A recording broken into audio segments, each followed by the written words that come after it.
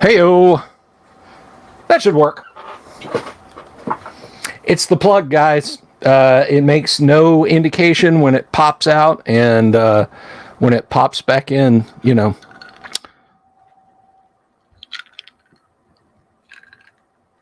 So I hope you guys can hear me now, because if not, I'm just going to have to hold up placards with what's going on them. But anyway, I'm doing good, and I hope you guys are doing good. I'm doing great, actually. Last night, we had probably one of the most surprising mail... You know what? When you guys send stuff to me, and I do Mail Call Mondays, I love them all. Like, nobody has sent me a dead rat, or, you know, a communist flag, or, anything like that. I get all great stuff from you guys. Like I got this kick-ass shot glass over here. I got I got an AD&D D6, like out of a home set, D6 that I use on the table. I use it for initiative rolls. I got I got a spare copy of Black. The point is, guys, you folks send awesome things, and last night was no exception, because we unboxed, well, really treasures from, no, they're not specific requests, and Mobius, I will, if you do that, we'll invade Canada. I think there's a brigade of the Montana National Guard that's able to do it. But anyway, but no, I got some amazing stuff from you guys. Deadly Dungeon Master, thank you very much. I'm rather fond of it, because you can't, you won't, and you don't stop. Keep it on while you're rocking the Sure Shot. No, Jack Photon sent amazing stuff to us last night. He sent some amazing stuff last night, and a lot of it is going to be giveaways for the guac. That's right. Jack, I don't know if you have like an official thing, but you're like the third, you're like the shadow sponsor of the show. Well, really the fourth, because you got Dungeon Minister, who's doing merch. And what? Huh? Oh, you don't know what the guac is. Oh, I'm so sorry. Some of you might not be aware. The Great Underground Online Gaming Convention is a virtual convention that yours truly brings to use truly. It is June 22nd to 25th. We will be playing in virtual tabletop all sorts of role-playing games, and you can sign up for it on warhorn.net. Now, here's the thing. We're going to have tons of cool stuff to give away, because not only do we have Jack Photon's goodies, Frog God Games and Hellabard Games. By the way, Hellabard Games are the sponsor of this live stream. Hellebarde Games makes the kind of adventure modules that they'd like to play, whether it's for 5th edition, Castles and Crusades, or the OSR. Old school is in play at the table with Hellebarde Games, and right now, they've got a sale going on.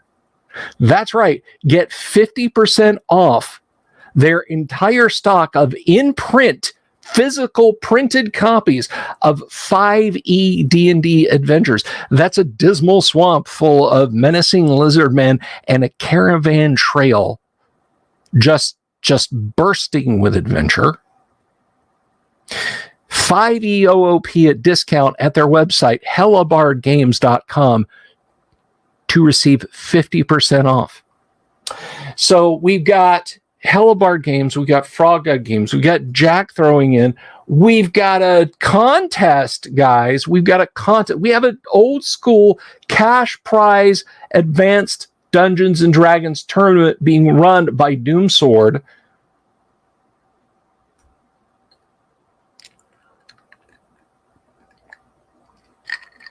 We have so much good stuff. There's con merch. We're having an artist alley on Saturday night with Tracy Lesh stopping by. He'll have merch for sale. Guys, don't miss out.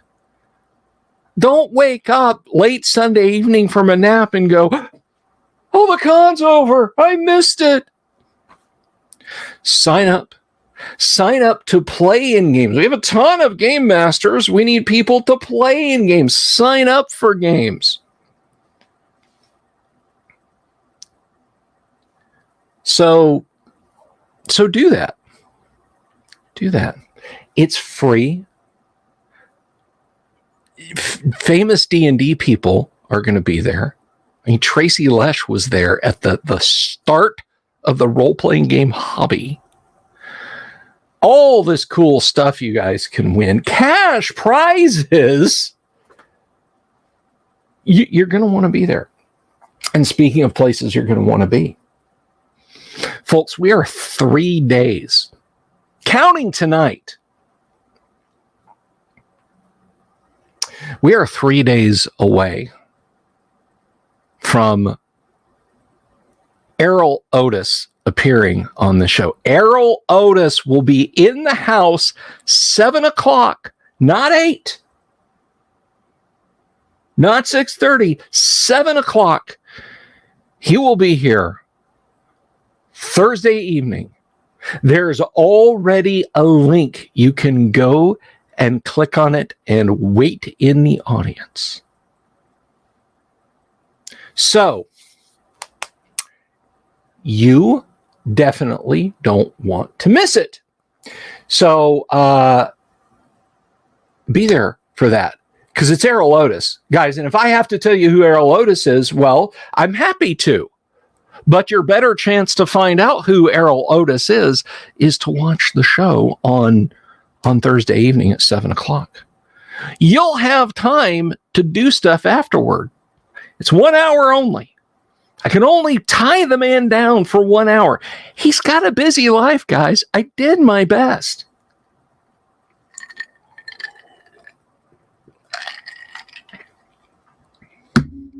Jorge, good to see you. So, yeah, great stuff is coming. And I'm excited about it. I'm excited about bringing cool gaming stuff to you guys. Let me tell you something. If you're new to this channel, and by the way, we're math 3 to carry the 2 by the hypotenuse of the square root theorem and divided by the speed of light. We're at 4,596 subscriptions on the channel. And when we get to 4,600, you know what that means? 4,600 people are subscribed to the channel. But when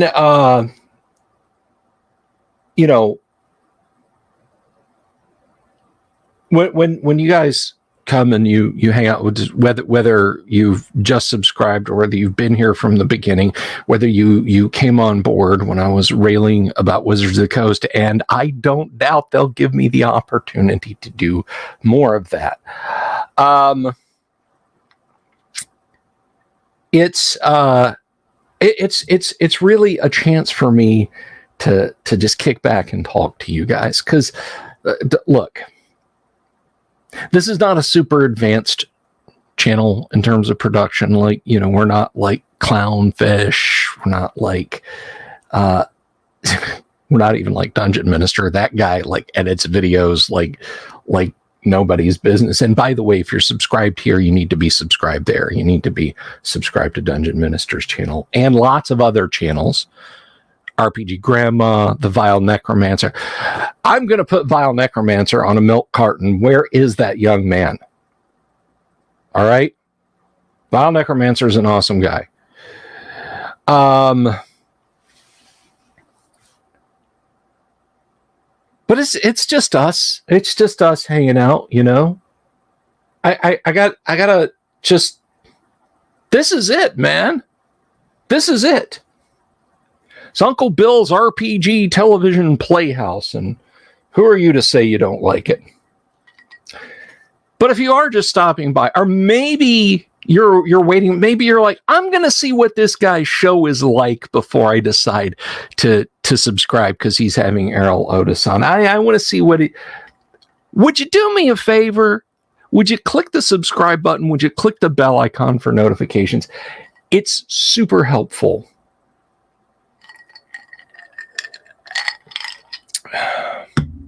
RPG Grandma will like live stream. Like I used to think that like I was the guy who would just like drop a live stream, just like, I'll do a live stream. RPG Grandma.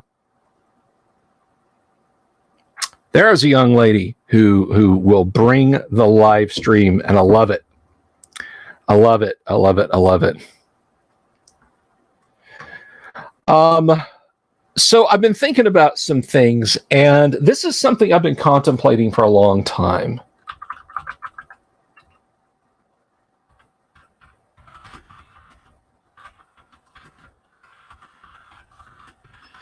And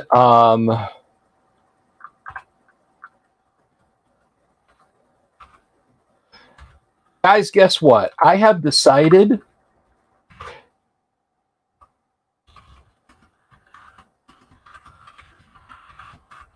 hang on a second. I'm responding to someone. I have decided that the Delver's Dungeon is going to have merch. The Delver's Dungeon is going to have merch. I'm going to offer a 3D printed item and a design that will be on t-shirts. Although I guess if I do the cafe press thing, I can put it onto mugs and glasses and what have you. Oh, be nice, Catfish. So there will be merch. Like show merch, like merch for this show. Are you guys excited about that? Are you guys hyped for that? Do you want Delver's Dungeon show merch? Because I will make it happen. I will definitely make it happen. Let me tell you a little bit of something about what's happening with the game tonight. So I want you guys to see this. Bob Jester says yes. He wants merch. So I'm going to show you guys this. This is actually pretty cool. This is actually pretty darn cool. Jorge wants merch.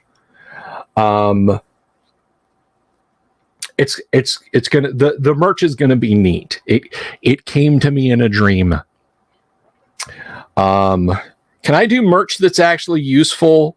Delver's Dungeon half-inch drive socket set. You know what? You know what, Catfish? I will. If you will pay for the shipping, I will get you a Delver's Dungeon branded half-inch drive socket set. I will do it. I will make it happen. Harbor Freight may be involved. Harbor Freight may be involved. But I will get you Catfish Avenger if you want a half-inch drive socket set. I'll make it happen. And stickers. I'm gonna do stickers. I just haven't settled on what's going to be the show logo for the stickers. So you're gonna get stickers, you're gonna 3D print, and then there's going to be like a merch T-shirt kind of thing. Lightmates, like a Delver's Dungeon Dead Rat T-shirt. But it's got to have like a sword going through it. You know, it's got to be D&D appropriate. Okay, so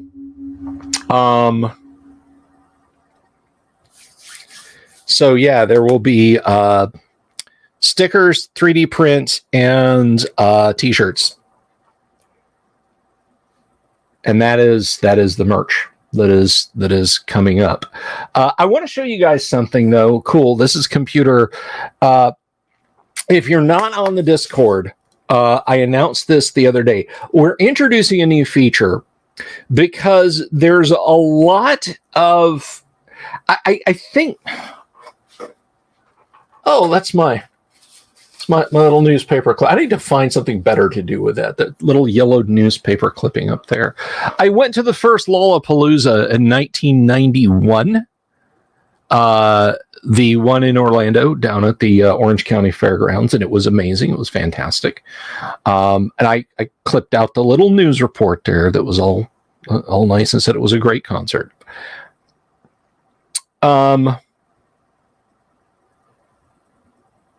That's fine, Mobius. I mean, whatever. But anyway, so I added a new feature because I feel like a lot of the games that you guys watch, a lot of the live stream games that you guys watch are me doing this. And then this. There is a disconnect of interactivity. So with Doomsword actually pointed this out, and I'm just going to show this to you guys. We now have a dice tray on screen that I and other players will be rolling on in streamed games. And Tonka, if you're watching, it covers up the invisible horse.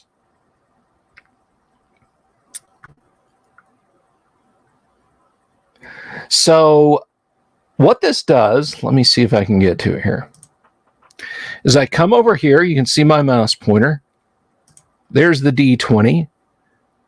And I click roll. And it goes out there.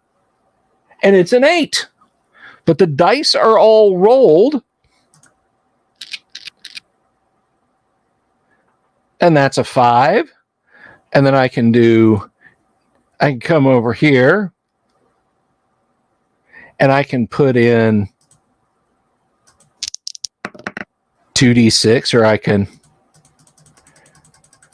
drop a 13th level fireball on a party and do 46 points of damage, save for half. Mwahahaha. And then you guys see the scores up on the screen. You see the dice being rolled on the screen, and it's a pretty awesome system. Do you guys like that? I love it. I really, really, really like it a lot. And I hope it's something that you guys are going to enjoy, because it's now a feature of the show.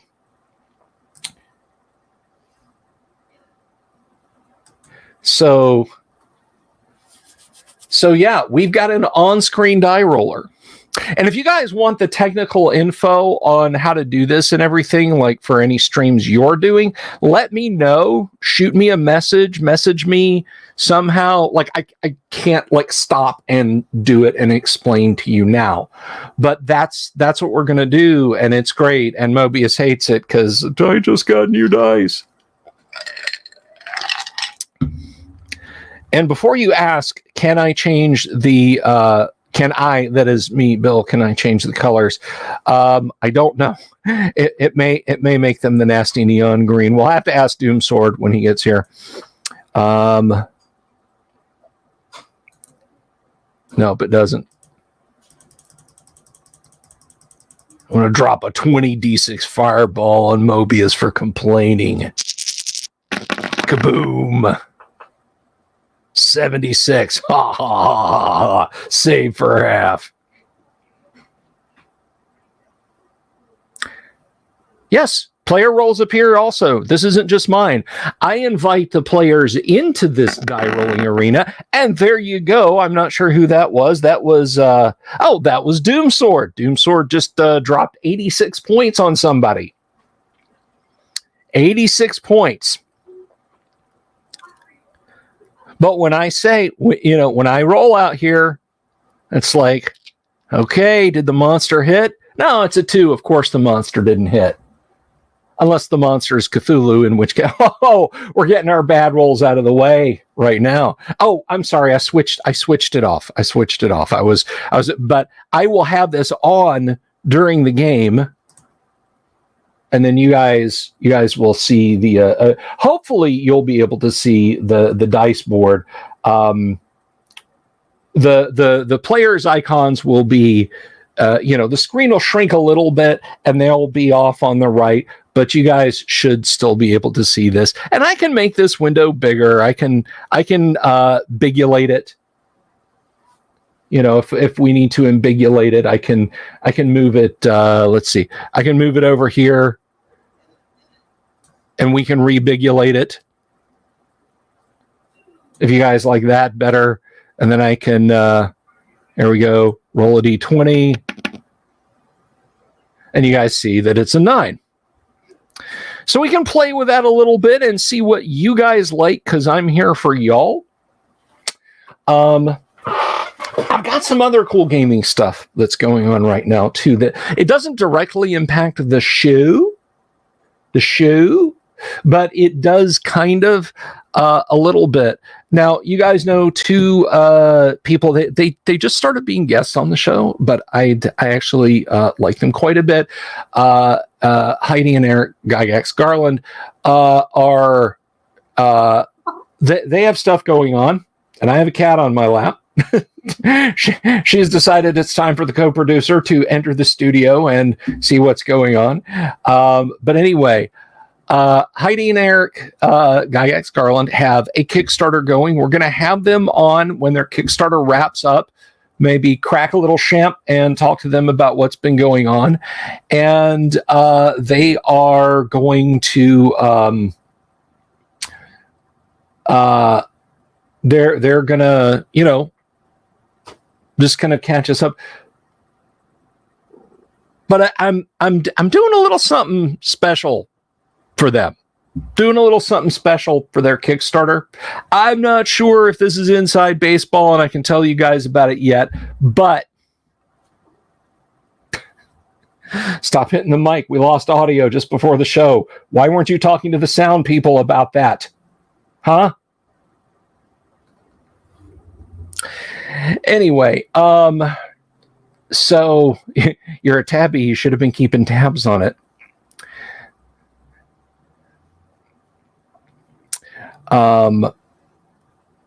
So anyway, I'm doing a thing and I'm really, really excited. I don't want to say what yet, but a dream I've had for a long time of having, an adventure module that I've worked on published alongside the name Gygax will come true. And I'm pretty stoked about that.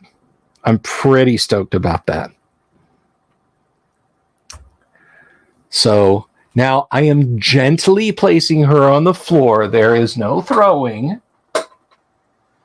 I don't want to get canceled. I don't want anybody to clip that and say, Dungeon Delver abused animals on stream. I don't want that at all. Thank you, Frozen Tuna. I'm excited about it.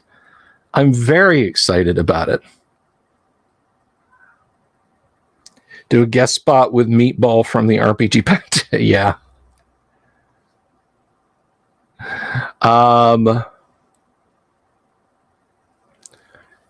So that's a thing that's going to happen.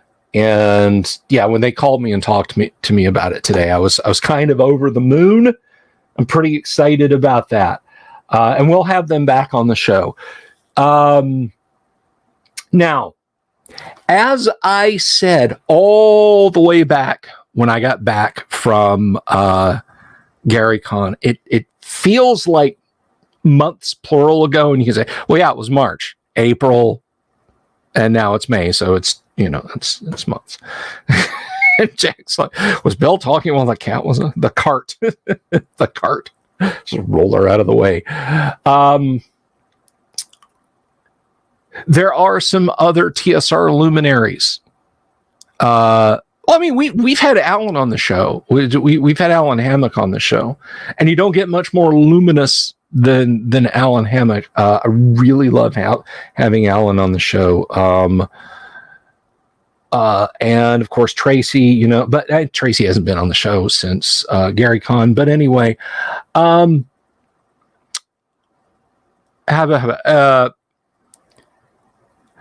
am going to reach out to Darlene and to Diesel LaForce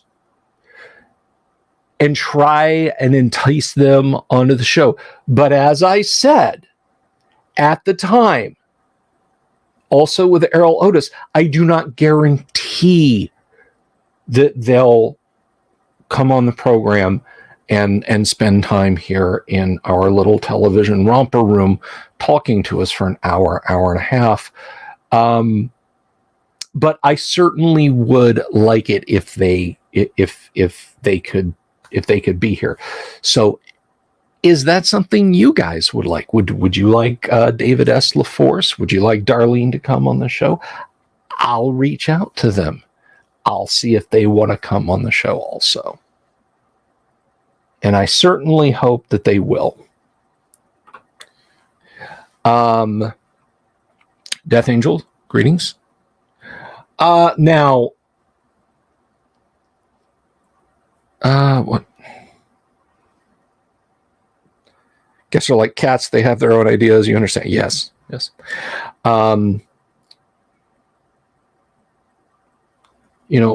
Perhaps even Jeff Easley. Okay. We love us some Jeff Easley around here. Oh yeah. It's all coming together. And so I hope you guys, if that's something you guys want to join in and experience and so on, then I'll do it. I'll do it for you guys. Because that's just the kind of good guy that I am.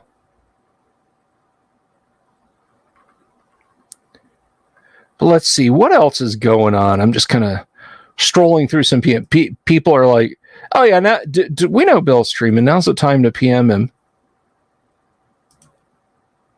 So I'm turning off. But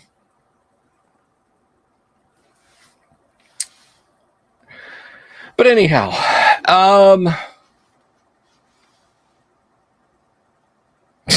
my Lord, I have a cunning plan. Zombie Gygax and chew the butt. The best I can do. Now, I'm gonna admit there was no anniversary show, as you guys are well aware. The reason there was no anniversary show is I was struck down by the vid, the lowercase c. and knocked me on my butt. And the time when I had planned to do like a 24-hour live stream and all that jazz and Taz was right in the midst of it. And as sick as I was not going to sit for 24 hours under hot studio lights, racked with cough and aches and pains, trying to do a 24-hour show.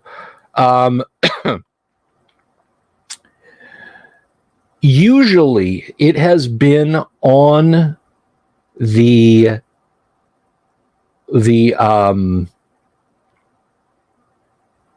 anniversary shows when I have played the hour interview that I have with Gary. Usually. Obviously, that didn't happen. And a lot of you guys who are new subscribers, even though you could go all the way back through my library and find it, you kind of haven't had the opportunity to hear that. In a way, Jack, I can kind of do that.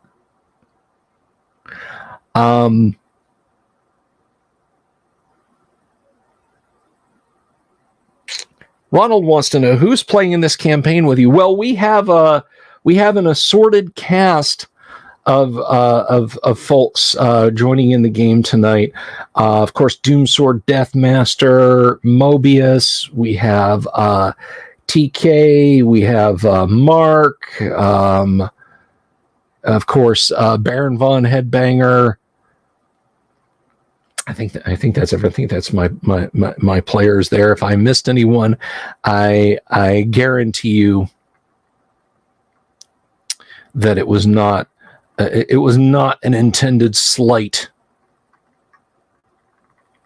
It was not an intended slight. So let's see.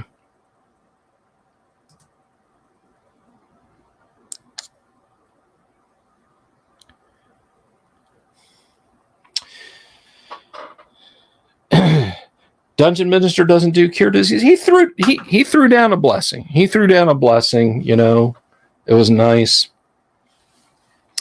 So there's kind of the lineup, and we're gonna get back to deep diving into TSR D&D products. You know, there's a starter module written by Doug Niles, who coincidentally is actually a friend of Heidi Gygax's, but Doug Niles wrote the other great introductory Dungeons and Dragons module, N1 Against the Cult of the Reptile God. So my question to you guys is, would you like that as the next deep dive? I'm thinking of doing that as the next deep dive. Against the Cult of the Reptile God, let me know, and we'll make that happen. Now, if you're curious as to what our deep dives are, basically what I'll do is I'll roll the module out for you guys on a shared screen, and we'll talk about the module, we'll talk about its history, we'll look at the text of the module, and we most recently, we did Dark Tower, the Jacques penned. It really was a seminal module for Advanced Dungeons and Dragons, because I think it actually got published before other D&D scenarios got published, even by TSR. But I could be wrong about that. But we kind of dug through it and decided that it was a good try for what it was in the time it came out. It was, you know, it's kind of like, you know, combat for the Atari 2600. Let's say it's 1977 and you pick one of these up for the equivalent cost of, like, you know, half of a new refrigerator back then. You know, I mean, it was the OD&D of its day. Well, not really, because the 2600 came along later. It was just the best marketed, I think. You know, so you get the thing, and there's combat. And what else? There's not much else. Is it competent? Yeah, absolutely. Graphics, sound, it utilized everything that the 2600 as it came out of the box had to offer. And that's kind of what Dark Tower is. Still fun to play with friends, you know? Hey, I had a stack of 2600 carts like this before I got rid of my 2600 back in junior high or high school whenever I upgraded to a computer and my parents wanted some money. It's a dragon, Death Angels, you know that. Air Sea Battle. So Jimmy wants it, but anyway, to go back to the comparison, but I mean, still towards it, like I would break out combat. Heck, I would try and set it just by myself. You know, I would move the other tank with the one controller and then move the tank and then try and do crazy trick shots with bouncing shots and everything else. And sometimes even my sister would take pity on me and come and sit and play when I was doing crazy stuff like that. Missile Command, there's a good one. I bought a SpectraVision trackball and got out my Atari 2600 just to use the SpectraVision trackball so I could play Centipede and Missile Command properly for the first time.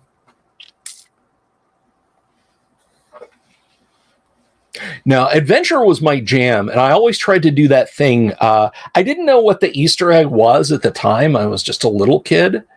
I was just a little adolescent. I've never been a little anything. I was a young adolescent, but I heard there was something hidden in the game.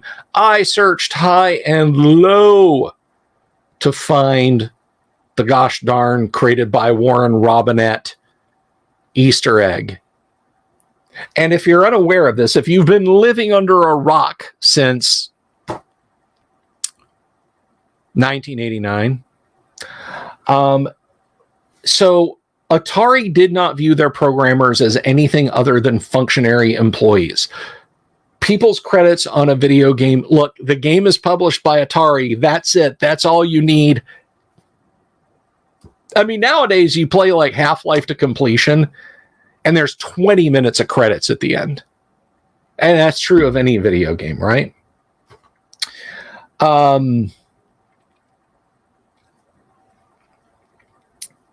Atari had a policy, like, we're not putting your name on the box. We're not putting it in the instruction manual. We're not putting it on the outside of the cartridge. You're not to code it into the game.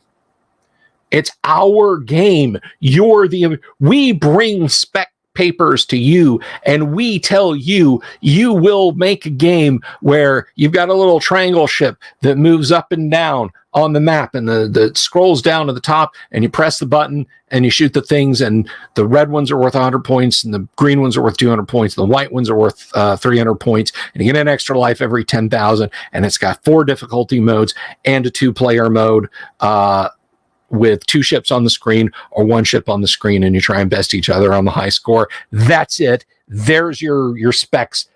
Make the game. Leave your creativity elsewhere.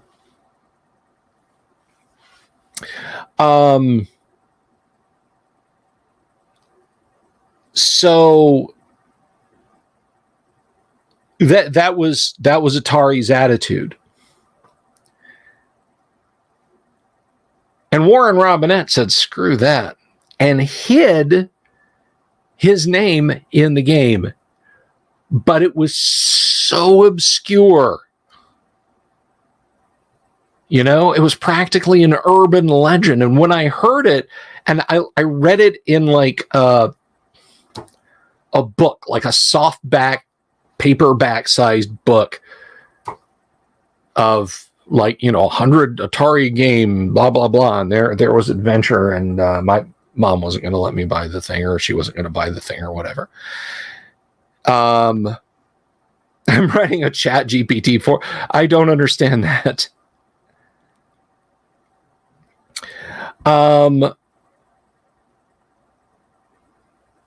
84 was the great video game crash, Orbital, here in the United States. And it was only here in the United States, I should point out. Other countries never experienced it. You talk to a Brit Gen Xer, and like they're just like, yeah, no, video games were booming at that time. But anyway, so there's a series of things you can do in adventure that culminate with you picking up a single pixel, which on an Atari 2600 is still pretty significantly chunky, a single pixel sized microdot. Okay, Warren. Remember, these guys were in their 20s and 30s, which means that they were teenagers in the 60s. So, but anyway, you picked up the microdot, you took it to the dead dragon, and you dropped it on the dead dragon, and it would scroll up the middle of the screen. Now, the Atari 2600 did not have a text mode at all. If you wanted text on the screen, you had to carve it out of on-screen graphics. And the only way he could think to do it and not eat significant amount of memory and then have to explain to the QA people what's going on was to use a single sprite, or they called them player missile graphics on the Atari. And sprites could be the entire height of the screen. So he took a single sprite that was as tall as a screen in bright yellow and carved it to say, created by Warren Robinette for Atari, or maybe just created by Warren Robinette, copyright 1979 or whatever. And if you did all the things right and dropped the microdot on the dead dragon, it would pop up. Arguably one of the first video game Easter eggs ever. Good evening, Vincent. Now, here's the thing about E.T. And if you guys are like scratching your heads going, why is he going on about this? I've said before, vintage gaming around here includes all that jazz. Friday night before Gamma World, I could be sitting here talking about the Fairchild Model F. You don't know. That's probably why I still have less than 5,000 subscribers, but what are you going to do? The E.T. game, the fellow who designed it with the mindset that you are moving in an isometric environment. And if you want to know what an isometric environment is, if you've played Diablo, the 3/4 pulled back camera view. And that people would just get it. That's why collision is so weird, and why you could barely touch a pit and end up falling in. Now, here's an interesting thing, and if you do a little web doodling around for this,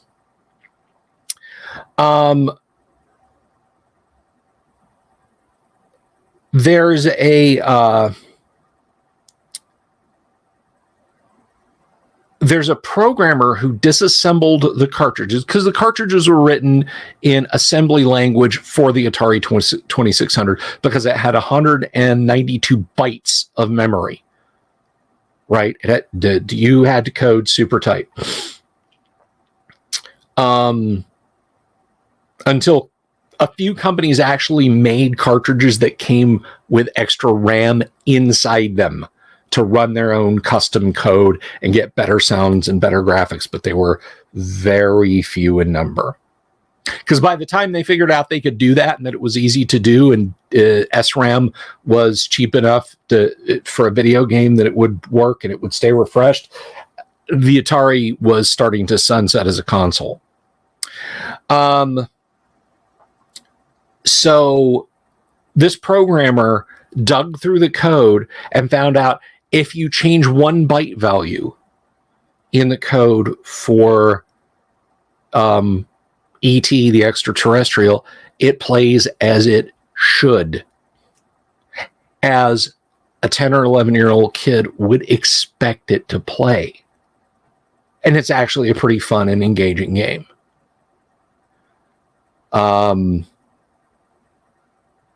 So there you go.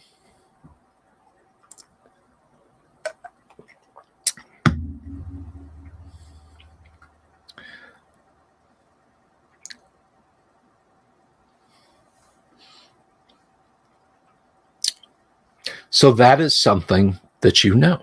And don't you feel better for having found that out now? Damien started with the SMS. That was not a bad console. Am I thinking of a previous machine from the Sega Master System, or did the Master System not in fact have burned into the game ROMs a default maze chase game? Like if you didn't put a cartridge in and just turn the machine on and you had your two little controllers, you could do like a little top-down 2D maze-solving maze chase game.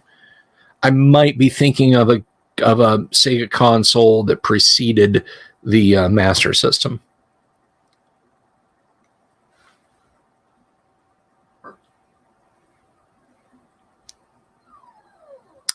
Dragon's Supercharger. That's right, the Atari 2600 Supercharger. The Supercharger also had the rather novel ability to load games from cassette.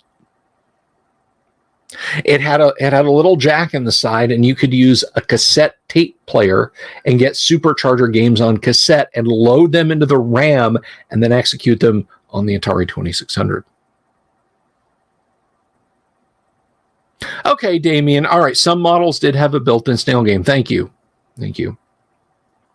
I tell you, there is we've got time to talk about this before we play AD&D. And if you're just coming on, if you're like, I thought these guys were going to play AD&D, what was a game canceled? No, we're starting in about 15 minutes. But there is a computer that has always, when I first found out about it way back in the early 90s, I was fascinated with this thing, and I am still kind of fascinated with it. It was sort of the Japanese Amiga of its day. If you guys are familiar with the Amiga computer, there you go, Death Angels. You know the Golden Command. There was a Japanese computer called the Sharp X68000, and the Sharp X68000 was for Japanese gamers. It was like the killer system because it did run arcade perfect games. A lot of its guts were the same sound and video chips that Sega and Nikibuchu and other arcade machine companies in Japan were putting together at that time. And so people bought it just to game on. But the thing about it was, if you were a serious computer user in Japan, but you didn't want to futz around with it, like you wanted something different, not a Mac, Amigas were incredibly rare in Japan. So was the Atari ST. So basically Mac or PC, but if you wanted a different way, you could get an X68000. Almost everybody used them for games consoles unexpanded, which is a shame because they actually had an open architecture. You could add a SCSI controller for hard drives. You could add, and the SCSI external port, you could hook up an external CD-ROM drive to it. You could add memory. You could add a faster processor and more memory. Just a ton of options, but it was kind of one of those, you know, if you were in the States or anywhere else, and you didn't know someone in Japan who was willing to go through the efforts of getting you one, you simply never heard of it. But it's worth looking up. It's worth checking out. And I recommend, if you're interested in vintage computer systems, check out the Sharp 68000. Now you might be wondering, did it have an actual operating system, or was it just a console? It had an operating system called Human OS, a cooperative multitasking, not preemptive multitasking, a cooperative multitasking graphical user interface. It also had a DOS that ran under it. So it was a little bit like, look-wise, it was like a Mac. Feel-wise, it was like a PC running Windows 3.1.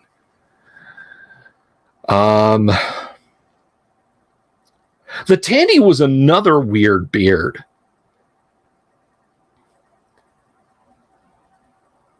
The Tandy was another. Unregistered hits on a very important thing. If you wanted an X68,000 in the United States, you basically had to pay the price of a brand new car to get it. And if you were going to spend that much money on a workstation class machine in 1987, like the price of a new car, just get an SGI Crimson.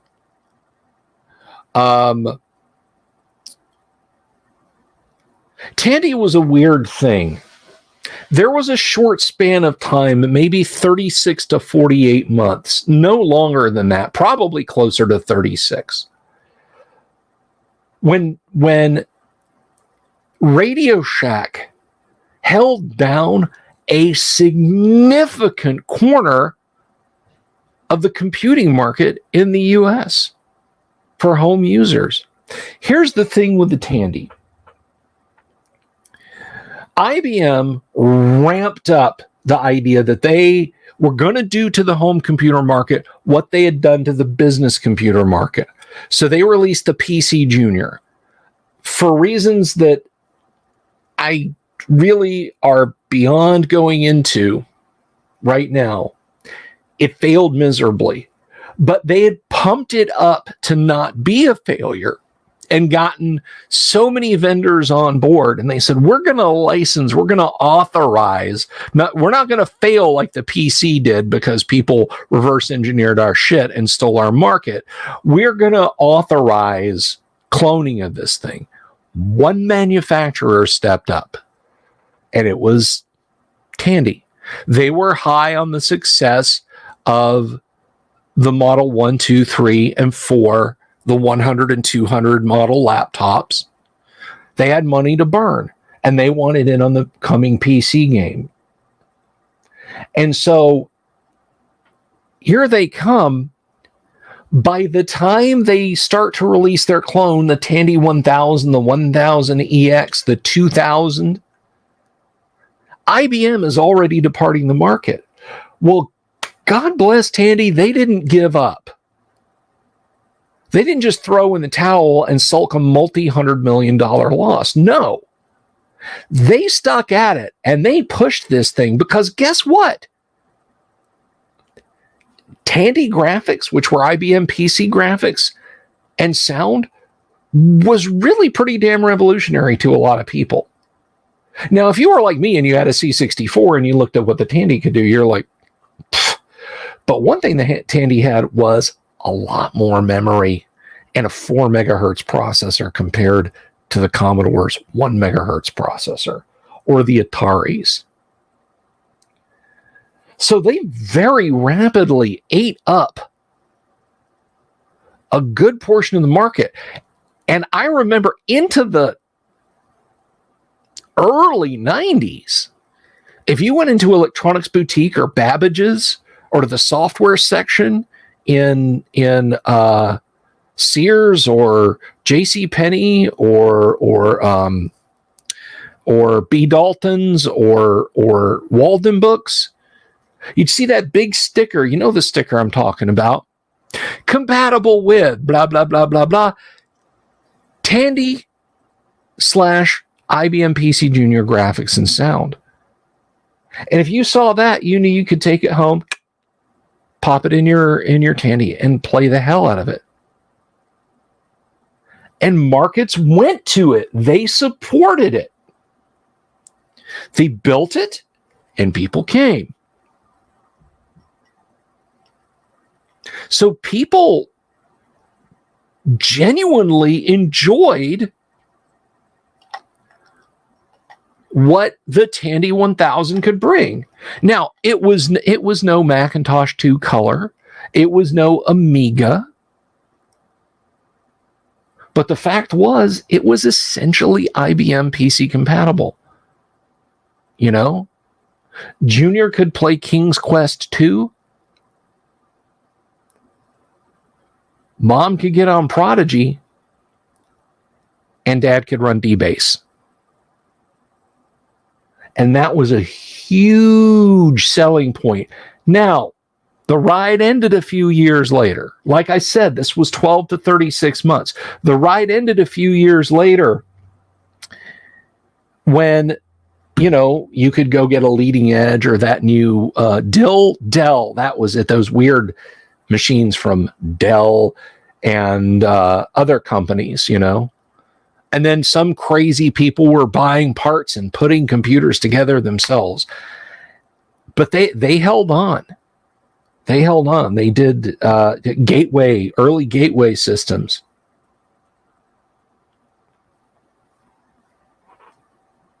Dad ran Alicia. Yeah. D-Base 3. Honey, are you coming to bed? These spreadsheets, I gotta take her clothes off. What do you mean I need the car antenna and the pack of gum and the subway token? Oh, for God's sake.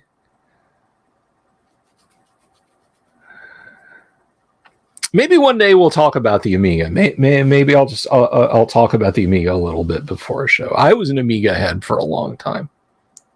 Packard Bell, yeah. Ooh, Osborne.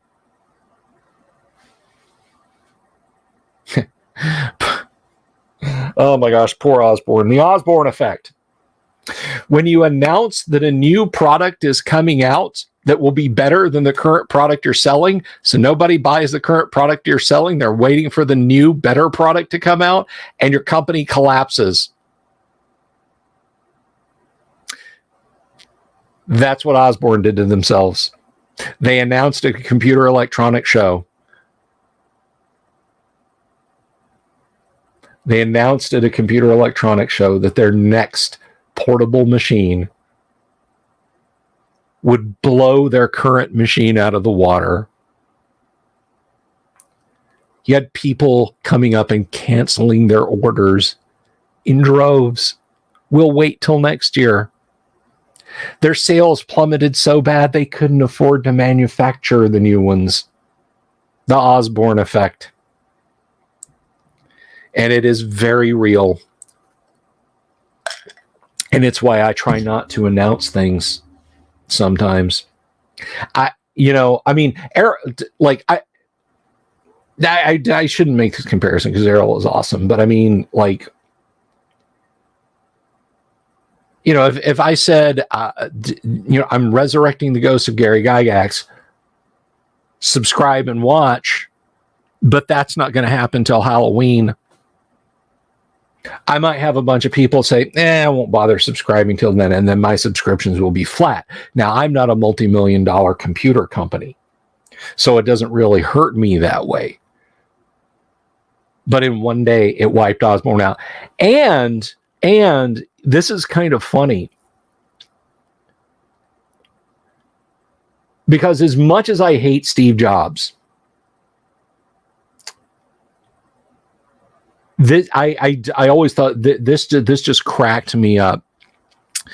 The CEO of Osborne remarked at that same show, Steve, the Apple II is nice, but your kids are going to be using my computers next year. The Macintosh was released the next year, and Osborne Computers was gone. Don't let your ass write checks, or don't let your mouth write checks your ass can't cash.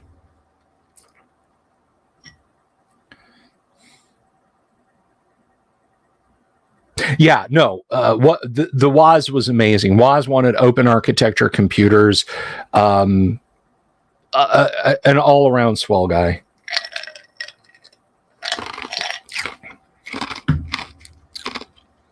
All right. We are 1 minute away, Les, from playing some advanced Dungeons and Dragons. So I hope you cats and kittens.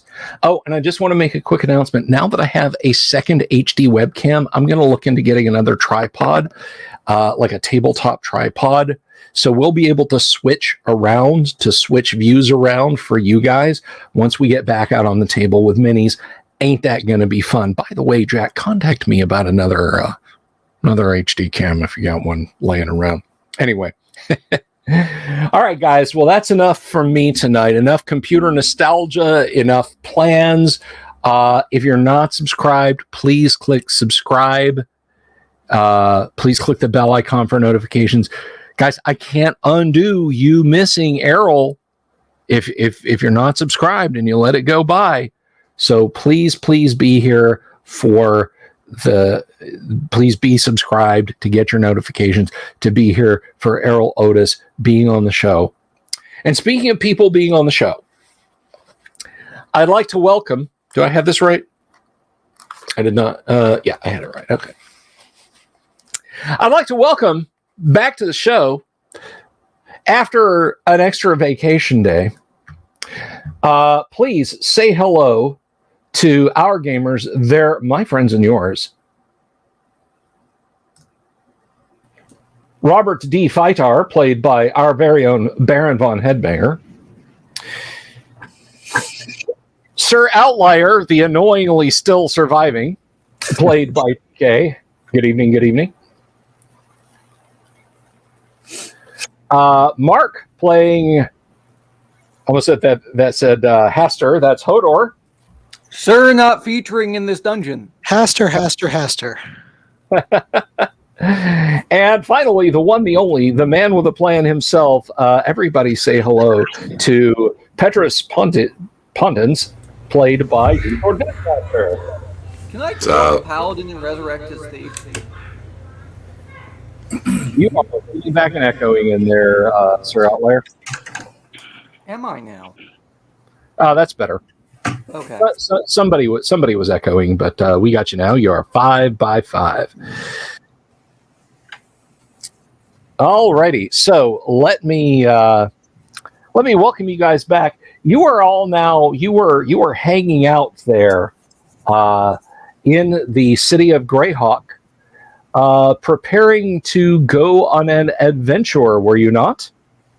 Discussing what to do, discussing well-laid plans.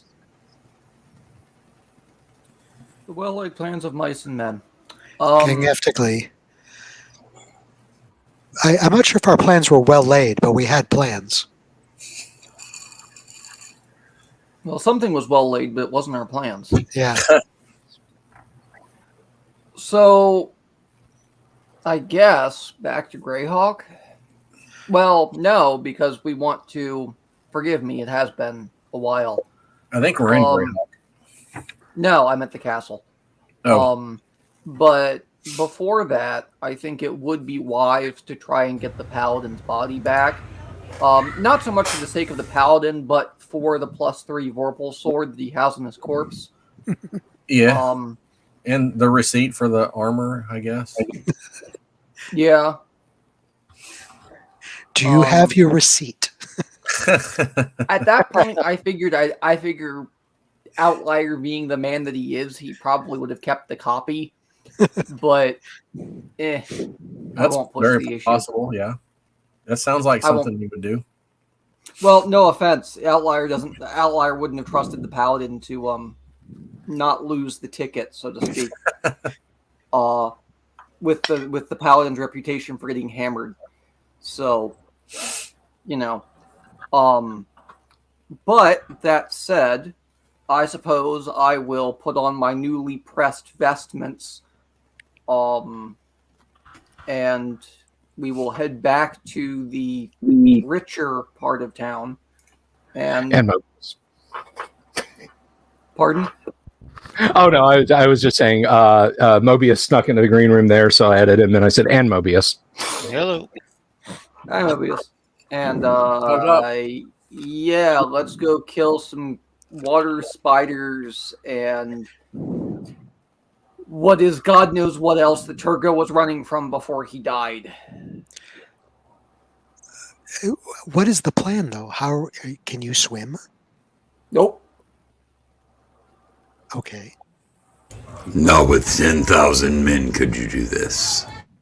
Well, actually, to be fair, last time I more or less succeeded in getting down into the water just fine. I, with my strength score, in theory, can swim. But, yes, DM? No, I was saying go on. I almost stepped on you, but please continue. my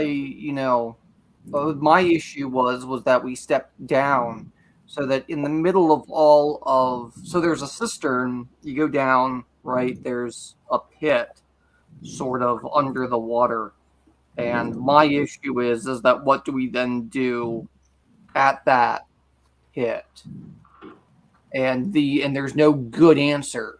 The only good answer that I can think of would be things like potions of water breathing, which we cannot afford. To cast water breathing, which I, as far as I'm aware, cannot do. And in other ways, simply tread water, hold our breath, and pray. I can cast locate object and find the sword. That is one of the spells I will be preparing.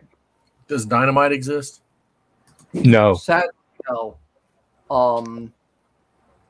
But I can cast locate object, so I can find the sword. At least be it within range.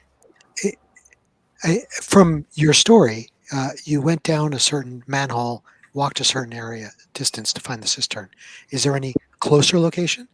Does the cistern have an entrance or exit of its own to get into that might be closer to where the body is? There was some kind of top entrance that Turgo made it to before he died. And but where that entrance lets out, none of us know. Me and the ranger were the only ones left. So,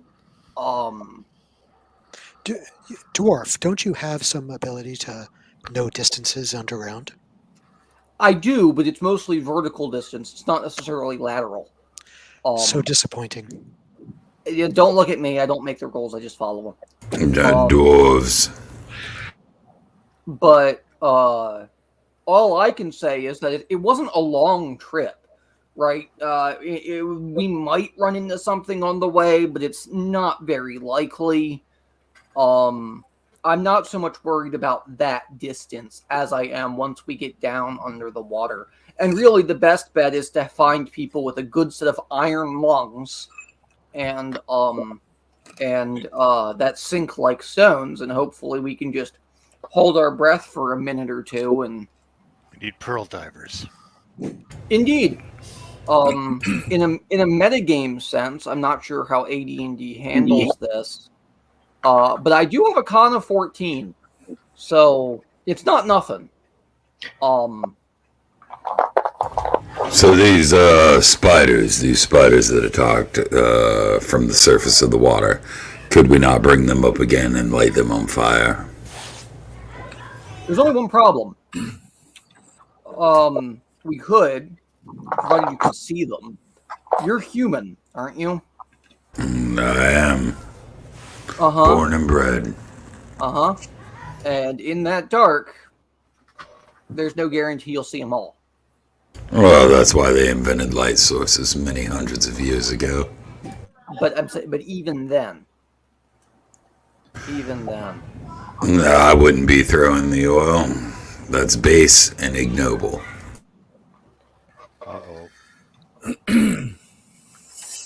Now, any recommendations not from the Holy Peanut Gallery?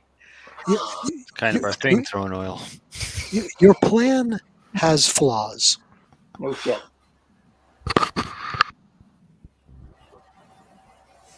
I don't have a better plan, but I have no stake in this. So, well, I mean, technically, you do have a stake in this.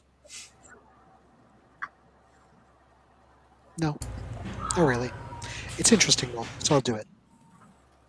Well, I mean, the stake is well, A, one of us getting that Vorpal sword back, B, one of us getting some armor back, but more importantly, C, one of us, probably you, getting whatever else is left down in that hellhole that some poor other schmuck got dragged into. I will agree.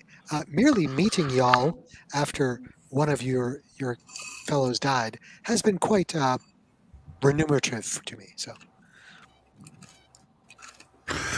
Well, and indeed, the high priest of the Temple of Erroneous has sort of tasked me with this, so we must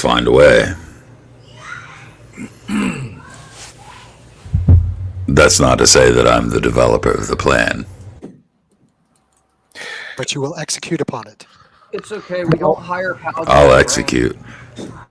This is something important that I want to indicate both to the audience and players. As Advanced Dungeons and Dragons First Edition is an avatar-based game, not built around a skill system, it's assumed that the basic woodcraft and adventuring skills are at your disposal. So the question of, I don't know if my character can swim, that's right. Yes, you can swim, ride a horse, make a fire, trap small animals, and so on and etc. Just in case anyone is pondering whether or not, well, I don't even know if my character can swim. Yes, even dwarves. There are underground springs and rivers that an unwary dwarf could fall in. They're certainly not going to. Yeah, but they only doggy paddle. Well, yeah, to be fair, they asked if I can swim, and I'm the one standing there in plate. Right now, to be fair, without my exceptional strength, I don't think I'd be able to swim.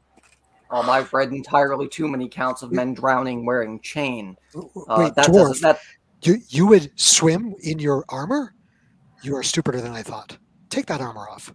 You don't swim in that. Not going to happen. Well, time to get a new dwarf. I didn't drown last time.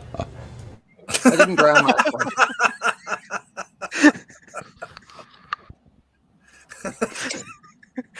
That paladin laugh is going to be amazing. Keep it up. Pontius Pilate's going to be fun to be around. I want to kill him already. So it's working. All right, gents. Any counter arguments? Going once? Twice? Counter arguments to what? What have you proposed? I mean, maybe I missed it. Don't you have a guy that makes elixirs or something? I think he's proposed that he goes for a swim while we watch. Fair enough. I propose that more than one of us go for a swim while you watch. Well, who are the lightest in weight? I am not one of them. I assure you that I am an excellent swimmer. However, how much for one of these potions you say we can't afford costs? Don't you have a guy that mixes? We have a guy that makes potions, yes, but do you really want to sit around here for a week or so while he shoves his head up his... So... Yeah, I get you there, but maybe we could find one at the market? You're welcome to try. My patron would be very disappointed if this takes longer than expected. Maybe your patron could do something about it then. One does not ask things of the patron. One does things for the patron. If you don't ever ask, you're not going to get anything from them, but that's your business. I mean, how about you ask him? Not my patron. That's a fair point. Not my patron, not my problem. Yeah. Sounds like a you problem. So, how deep was the water there? Deep enough. Undetermined. 20 feet or so at times. Yeah, I think it was 20 feet or something like that. Oh, you think the pub has like a 20-foot straw you could breathe through? I mean, if I really, really wanted to, I could fill I could fill a wineskin with air, cork it, and bring that down with me, and it'll give me an extra few breaths. That's yeah. But I mean, the Greeks did that as an example. We have evidence of that. It still seems like it might be, from your description of the cistern, you entered a tunnel from one side and had to go a distance to get to where the bodies were. Mm-hmm. But there seems to have been a top entrance, perhaps. Could we not go straight down? That top entrance led to a ladder where you would have to file in single file directly down into the cistern, and that top entrance is at an unknown location. I guess I propose taking time to find the location if we can. I don't Perhaps using some trigonometry. I don't fancy us having to try and file down single file and try and scale a series of columns to get down there. This is quite true. May as well send one. Not to mention the monsters that killed 2 of our friends. Yeah. Well, they were your friends, but I imagine they would have been mine. That doesn't I wasn't talking to you. I was talking to him. Mind your mouth. Mind your man. Oh, mind my mouth. So You're rotten. The 9 hells. I don't imagine I'll rot anywhere other than right here. Yeah, probably not. Perhaps a shallow grave. Remember that when I'm taking your stuff. Okay, so if we go with your plan, Dwarf, we'll need a lot of rope. We'll need some pythons or pitons, depending on who you ask. We'll need a winch. We'll need some supplies. yeah, block and tackle wouldn't hurt. Yep. I'll tie him off. I'll hold the rope. Yeah. That's fine. All right, sounds like a plan. DM, how much for a block and tackle? A bag that'll hold some air. A second bag that'll hold some air for a second party member at about 150 feet of rope, doubled. Empty wineskin is going to run you whatever it runs in the player's handbook. Give me a moment, and I will let you know. I got a full one right here. You said? 300 feet of rope. 300 feet of rope. Okay, so wineskin. Give me half a minute and I'll give you an empty wineskin. Let's see. Wineskin. Yeah, but no offense, I don't want to aspirate wine droplets. It doesn't sound fun. Well, don't knock it till you try it. To the hells with this. I'm going with you. Well, we need somebody to hold the rope. Alrighty, I'm getting to that. But your rope, I'm sorry, you wanted 300 feet of rope. Phil, if you can get it. Let's see. If you can't, Silk if you can.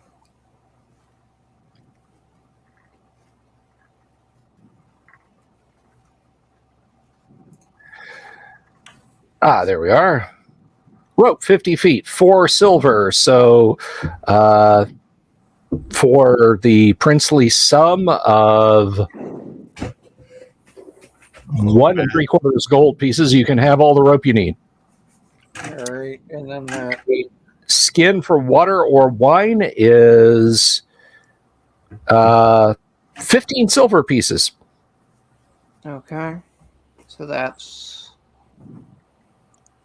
what, 20 silver to a gold. So, all right.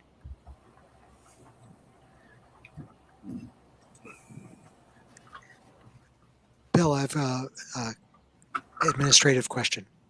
Mm-hmm. A leather armor that would have fit Turgo, would it fit my smaller elf frame?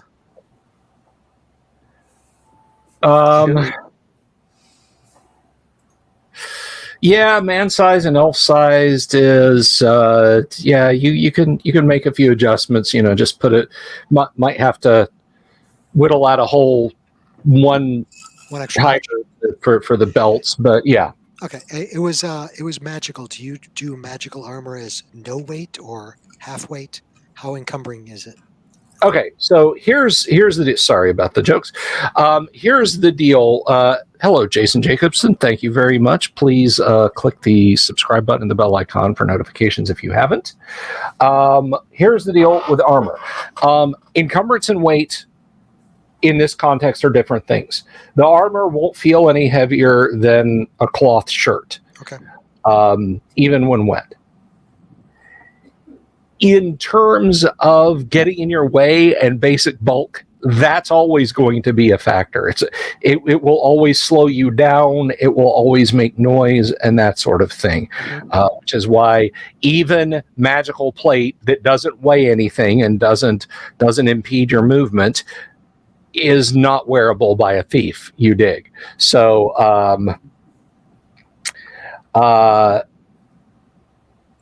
take that into consideration. The armor will not cause you to drown, just on general principle. But if it comes to a matter of having to swim up from a great depth, that may factor in. Gotcha. It has bulk, I guess, is what I'm saying. So same encumbrance. So it limits me to 90 feet movement, but not weighs anything. Gotcha. Correct. Awesome. Maybe we should throw the dwarf in and we'll sink like a stone with him. Mm-hmm. Just hold on. Well, I'll sink like a stone anyway, so it's fine. Okay.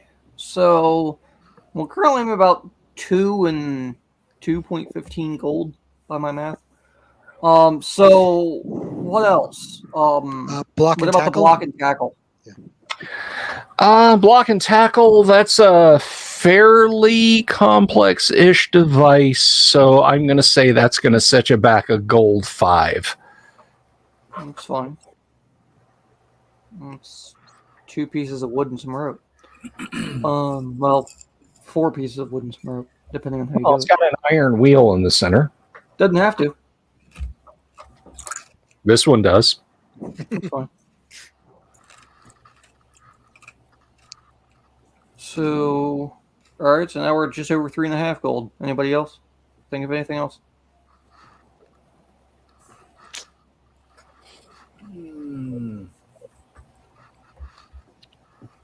I think I'm good. Okay. I'll carry the gubbins and we'll go from there. Throw it in the wagon. Not in the sewer. Oh, yeah. All right, before we get started there, I think I had talked with Doomsword in the Discord about this, but if I could lay claim to his to Turgo's sword, that would be really cool. Absolutely. Yeah, like OC stuff.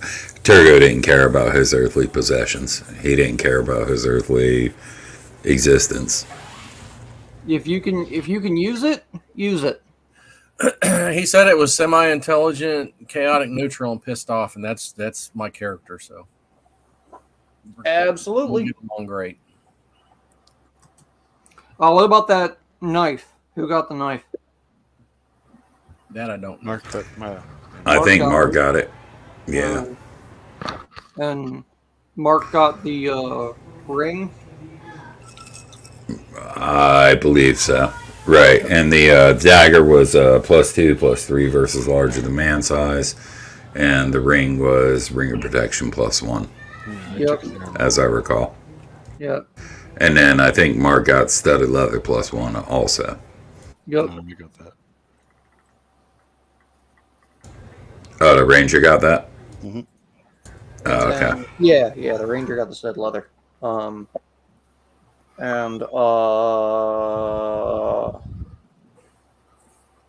right.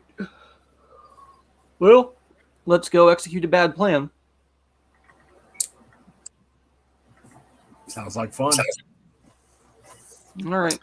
DM, same back to the Richmond's quarter by the Temple of Hieronius. I'll give the same spiel I did before about, or at least I would have before, about basically sewer inspection. And, you know, I am a steward of Blairid. It is kind of my job. Alrighty. Men are here to defend me.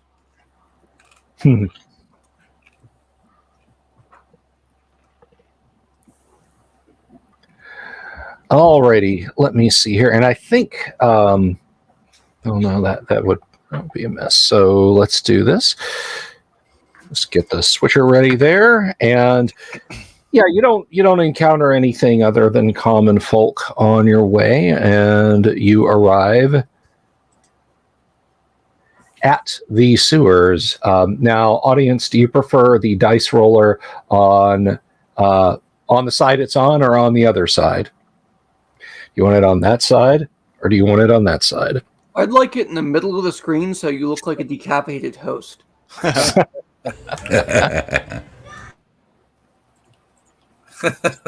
There you go. There you go. It's the headless horseman of hosts. The headless hostman. It's rocking a cool shirt. Nice one. That looks pretty good. Yeah, that looks good. There we go. Vince said, "What did Sun Tzu say?" Gesundheit, I think. All right. Look, they can't all be winners. All right. My writer is on strike. That one was a winner, though. Even if nobody else laughed. Thank you, Doomsword. Okay, let me bring this up. Then I have my dice roller ready, and you have entered the I almost said the dungeon, the sewers, the sewer dungeon. Now, occasionally, for our the benefit of the folks at home, if you're like, oh, you're just being a hypocrite, you're just rolling dice, Bill. I will roll. Well, actually, I can private roll, which my players can't see. So, at least I think I can. Is that right, Doomsword? Yeah, that's right. You just gotta pick up the die and then reveal it to yourself. So that's the only way it works. There's like a bug. So pick up the die up 1 o'clock position in the top, and then reveal it to yourself. Okay. Well, I'll just for wandering monsters and such, until that gets addressed, I will just go ahead and just roll. Right. Okay. All right. You know the way. It's This is the way. down a manhole cover, forward and left. So it's not terribly difficult for you to find your way back to the cistern, and the 2 turns of careful creeping about, nothing untowards happens. Hadar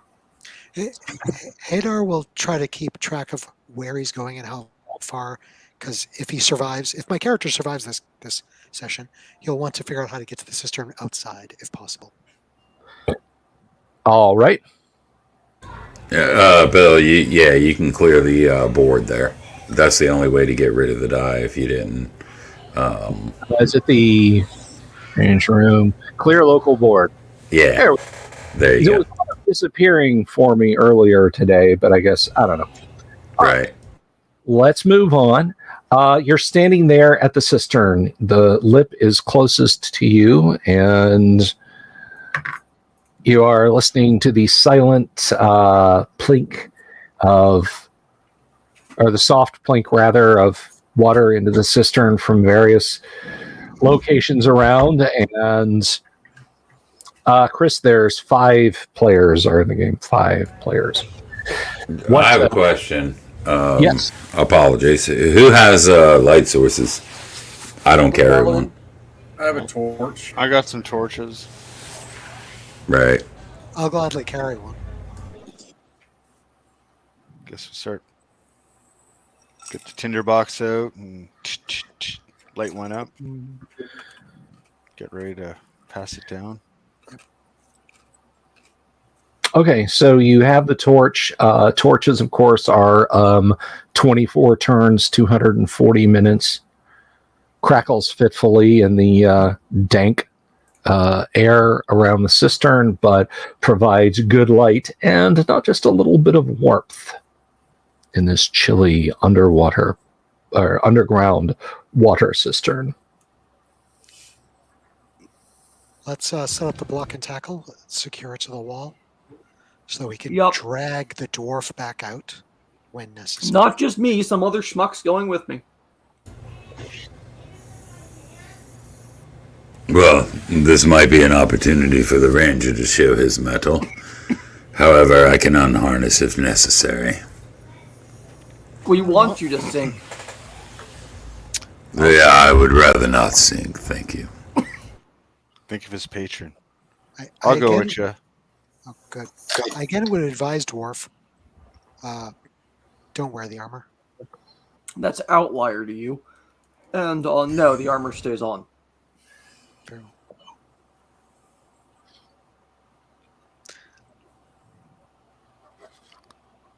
So, tie this rope to you so we can pull it. We all come with. I we all noticed you come- have something on your armor there, so why don't you attach it there? Yeah, we all come with a drag handle. You'll get one. You'll get one soon. We'll see about that. Yeah, so I could just tie it there. Okay. It's convenient. I'll do the cranking. Good man. I will keep my eyes open, looking across the cistern for the trouble that is bound to be there. Okay, DM, I'm gonna let my dark vision readjust before going down because I'm not going into that water blind. That's fine. There is still murk. Yeah. Temperature gradations and so on, so it's not perfect, but it's about like it's if a human were in a in a silty body of water, you've got some vision out to you think about 20 or 30 feet, so you're not completely blind by any stretch of the imagination. Who else is going in the water? Yeah, I guess I'm going with him. Okay. One thing I want to check before we get started is the duration and requirements for locate objects. Because that will dictate whether or not I cast locate objects before entering the water or whilst in the water. Locate object. Let's have a quick gander here then in the player's handbook. And if you're following along at home, that is going to be on page. This is the cleric version. This is going to be on page 49 of the player's handbook, I believe. Is that 49? No, that's 47. These PDFs always throw me. Range is 6 inches plus 1 per level. Duration is 1 round per level. So that brings up a point for me. I assume that I'll concentrate and detect evil. Does detect evil 60-foot range work through water? Yes. Gold, lead, thick, heavy stone, that sort of thing will impede. Water generally does not. And remember, it is in a line. It's not just a. It's Sure. I would focus on the point on upon which he entered the water and mutter a prayer. Lord Haronius, grant me the power to detect evil within this place. So I'd get something like 11 inches, basically. yes. So 110 feet underground, and you suspect that's enough to allow you to sweep the cistern. Are you casting it before you? Well, you'd have to cast it before you're in the water because that's what I was saying was if it had somatic components or not. Because verbal and material I could do while swimming, but not somatic. Yeah. Right. I'll cast it and then cannonball in. okay, whoosh, right into the water. You detect what are you focusing on? Turgo's sword?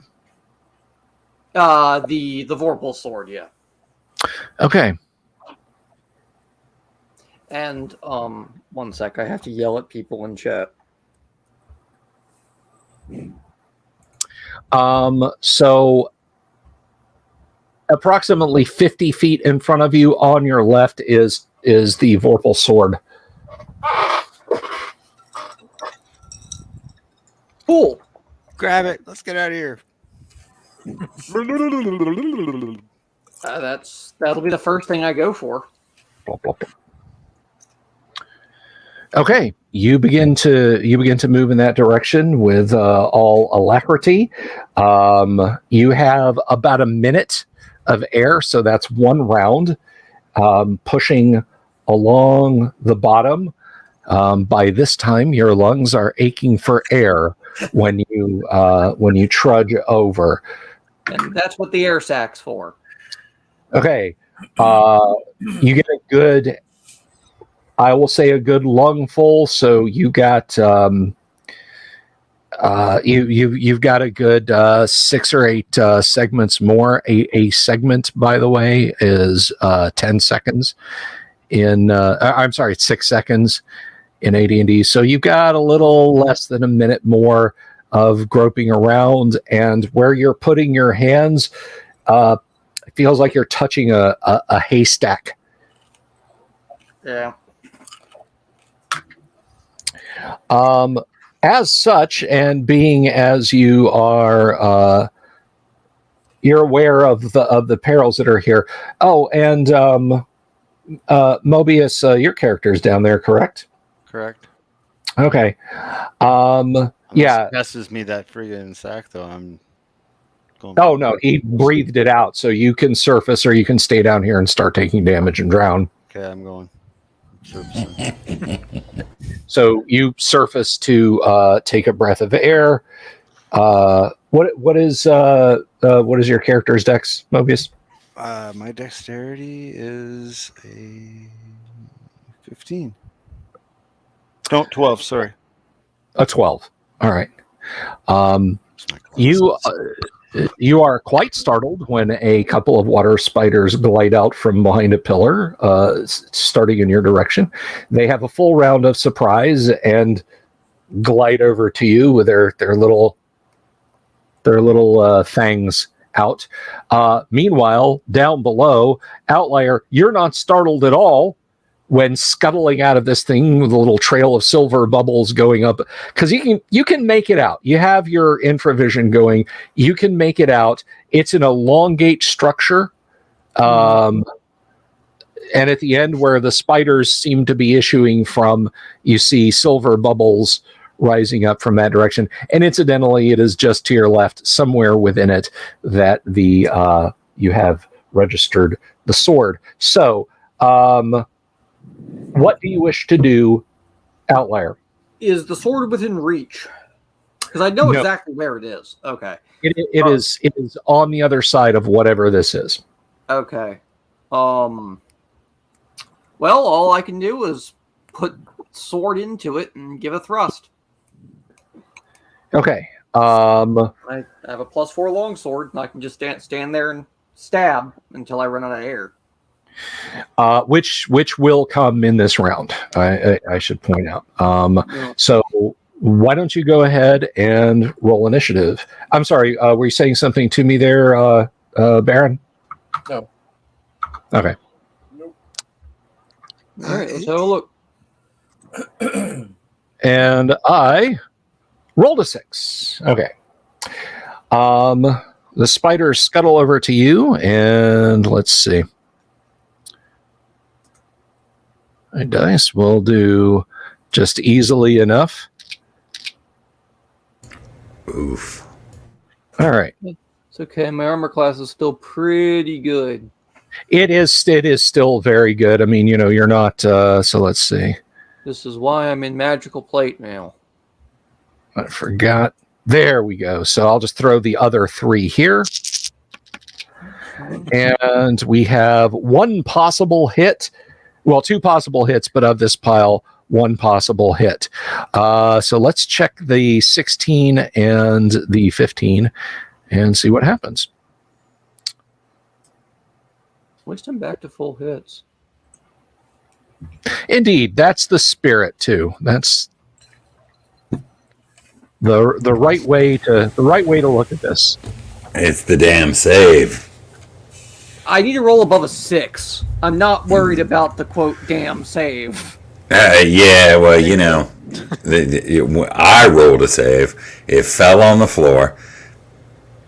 Then I re-rolled, failed, and then I found the die on the floor, and it would have been a success. Outlier, Correction. your armor class is what again? My armor class is -2. -2. Okay. -1 without the shield. Yeah, you take both of them on your shield and kind of push them back. If you wish to stay in attack, you're going to start losing consciousness, or you can try and surface. It's up to you. No, I'll surface first, get an air full, and come back down. I will give you a saving throw against the damage, and we'll base it because you do have a mighty constitution. So you do have a constitution. So stay in attack, possibly take damage, or surface. No, that's is there just the one, or are there two? No, there's 4 of them. There's 4. Okay. 4 of them. Well, I'll take the breath now because that'll buy me several more turns in the future. Okay, you push yourself up to the surface in this round, and Well, several more rounds, technically, I guess. well, yeah. I mean, it's only 30 feet. It barely constitutes a combat move, so I'm not going to give you the full retreating from the fight. But they're moving with you. You know, they're not just letting you go. Meanwhile, over on the other surface of or over on the other part of the cistern, again, Mobius, your character was surprised. They spent their they spent their surprise round gliding over to you. So they are within melee range. What do you wish to do? You will not get a shield armor class bonus here. I'd rather just dive back under the water and try to swim for the shore. Okay, that's going to be a full retreat move, and they will attack you as you try and retreat away. Okay. Yeah, I don't think. Why retreat though? The whole point of bringing you down. Never mind. Yeah. I think coming down here was a dumb move on my part, and either way, the poison's going to get me. So I don't know. All right. That's why I wanted the paladin. Well, roll initiative. Is there any chance for the people up on the other end of the cistern to see any of this with infravision, perhaps? Oh, yes. You see your friends surfacing and spiders and whatnot. Well, let me know when I can go pew with a magic missile. Well, you can go pew with a magic missile after the spiders go at Mobius as you're trying to dive down and then swim away from them, right? Right. At least to shore. Like to that rocky outlier where we were last time. Okay. That's Yeah, I know what you mean. So here we go. Actually, I'm gonna let's see. There we go. First one misses you. Well, that's nice. That's not terrible. Nothing bad happened there. You're fine. And you folks in the chat, tell me what you think of the on-screen die roller. I think it's pretty slick, and you guys can see it, right? Everyone can. Yeah, I like to see it. Mark magic missiled himself in the face. Oh. That one, how? Here's the good news. You only take a mere 4 points of damage, but you're going to need to give me a saving throw versus poison. You'll be fine. So, you'll be fine. No, Look at that. One measly point of damage. Take a point, make a save. I mean, but come on. You're fine.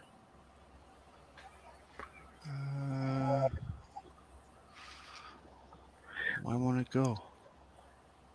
You need me to roll it for you? Yeah, please. It's not working on my end. Oh no! Wait, it didn't show up, but I saw the roll on the screen, so it didn't show up. You guys, I did see it. Maybe there was a accidental click of the secret roll thing, but I saw a 21 on that. So yeah, you're like, ow, and then you successfully swim away. Mark, Hador, fire your magic missile. There are 2 spiders in pursuit. I think that's 5 points. Patow. Wait, what level magic user are you? 2. Oh, so you don't. Yeah, it's gonna be a little bit before you It's throw it out. just the one. Yeah. Pew. All right. Can I shoot an arrow at one of them? Absolutely. This is out of melee. He is swimming back to the shore with all alacrity. Okay. Does it? Okay. Shoot. All right. Here we go. And you get 2 arrow shots. You get 2 arrow shots, by the way. The rate of fire for your bow is 2. How do I make it 2 d20s? Click twice. Yeah, just Yeah. click it twice. Okay.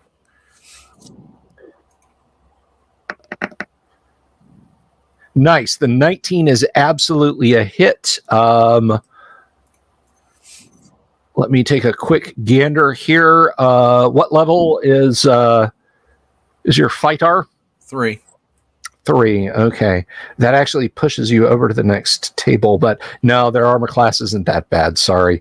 And you're not getting a dex bonus for missiles, are you? No. No. Okay. All right. The 19 hits. Were you shooting at the one that Hador blasted, or are you picking the other one? The other one.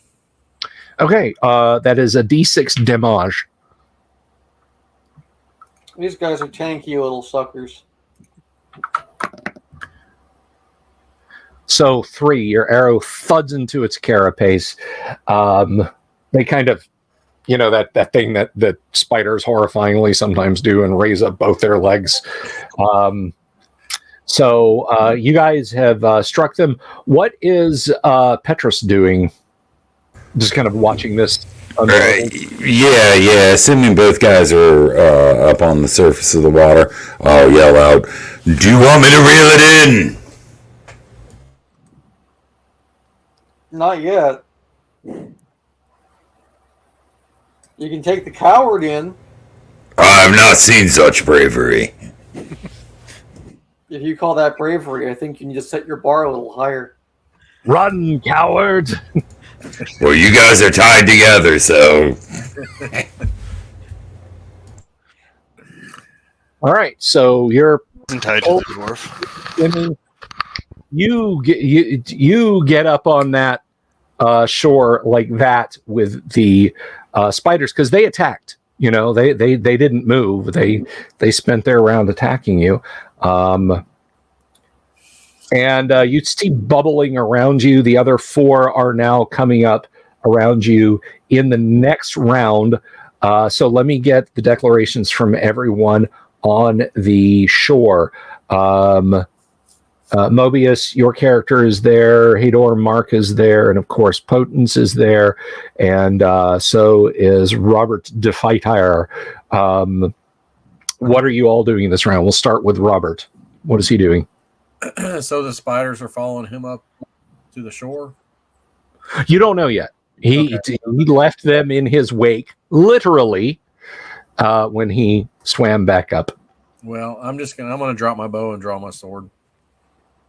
Okay. Cartoon physics, just.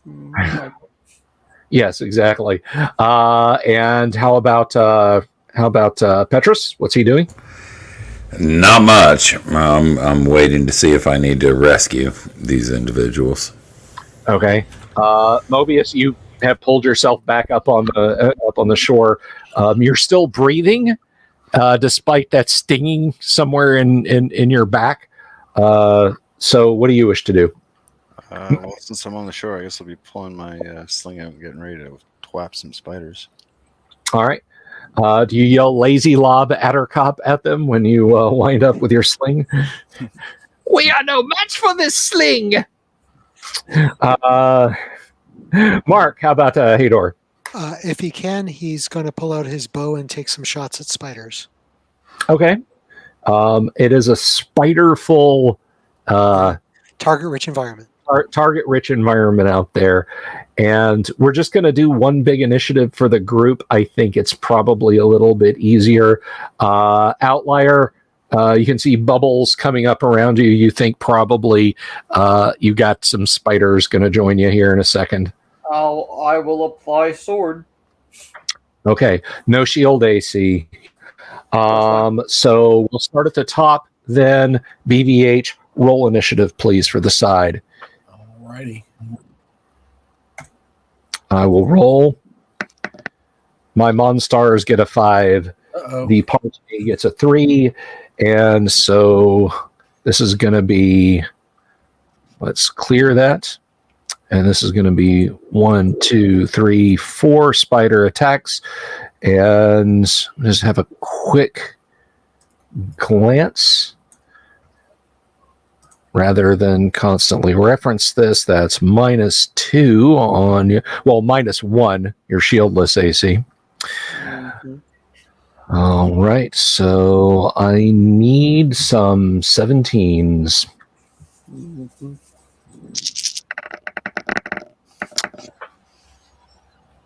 And I got Bupkis.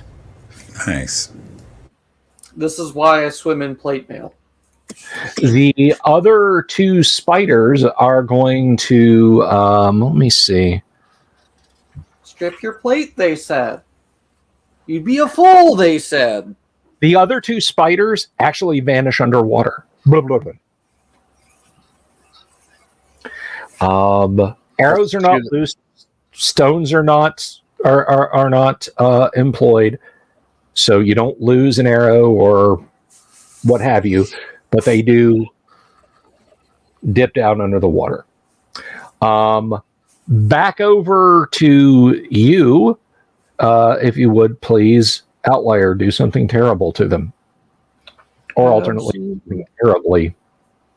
Sure, let's see here. So let's give that a roll. That's a... Yep! That's about what it takes for me to miss, too. Ouch. Yes. That's okay. Okay. Yeah, you're treading water, slash, and just no dice. Okay. Let's see. In the new round, those of you on the shore, Outlier is fighting his lonely battle out in the middle of the cistern, yelling dwarven maledictions. I presume you're yelling dwarven maledictions. If you're fighting quietly, that's fine too. It's going to be something like, and they're all aimed at the party. Okay. The spiders are still there. Spiders are still willing to come up at you and attack. The rest of the party, because I presume that Outlier is going to continue to melee. What is Robert DeFighter doing? Oh, since the other ones disappeared, I guess I will pick my bow back up and shoot at the ones out there. Okay. What is Petrus doing? Waiting for him to signal to be reeled up. Missile weapons are beneath my station. Okay. Mobius, what are you doing? So the 2 that were chasing me went back under the water? Mm-hmm. Okay, so I'm gonna try splashing around on the surface of the water, maybe it'll coax them back up. Okay. Mark, what about Hador? He will take shots at the ones near the dwarf. With bow, I'm guessing, right? No spells. Yeah, bow. Yes, bow. He's just going to stand there and insult me the whole time. That's all. Yeah. Well, he'll yell in common, "Dive!" as I start plucking arrows near you.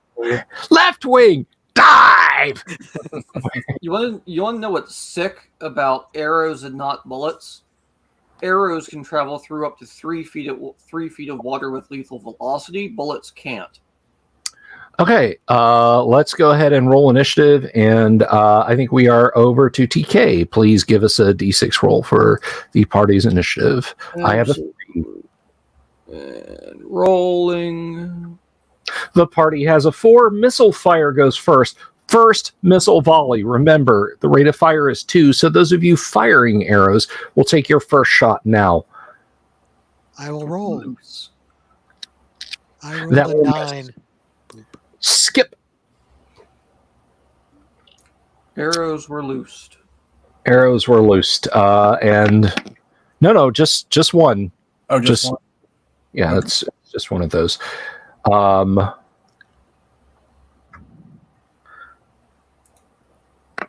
There's my d20. Just one, you said? Okay. Yes, it was just one. That actually still might hit. The 15 hits. The 8. Let me just have a quick scan. Yeah, it's 8 plus 7, so that actually counts as a 13. No, Yeah. 15. 15. I can math, I promise. We'll be praying for you. So a 15 is definitely going to hit. These are normal sized creatures. Yep. My 5 damage All right, on the and one. I do a d6, then I do d8 plus 10. So how do I get rid of that d6? There we go. d8 plus 10. Okay, it So hurts him. 16. Their kicker is all in the water. It definitely didn't like that. So This is how melee you attack. do it. Melee attacks are happening as you guys are watching this. The 2 spiders. I mean, you guys have got your ears on, but the 2 water spiders that had dipped down, at least you hope it's them, crawl up the wall and are now amongst you and will proceed to attack.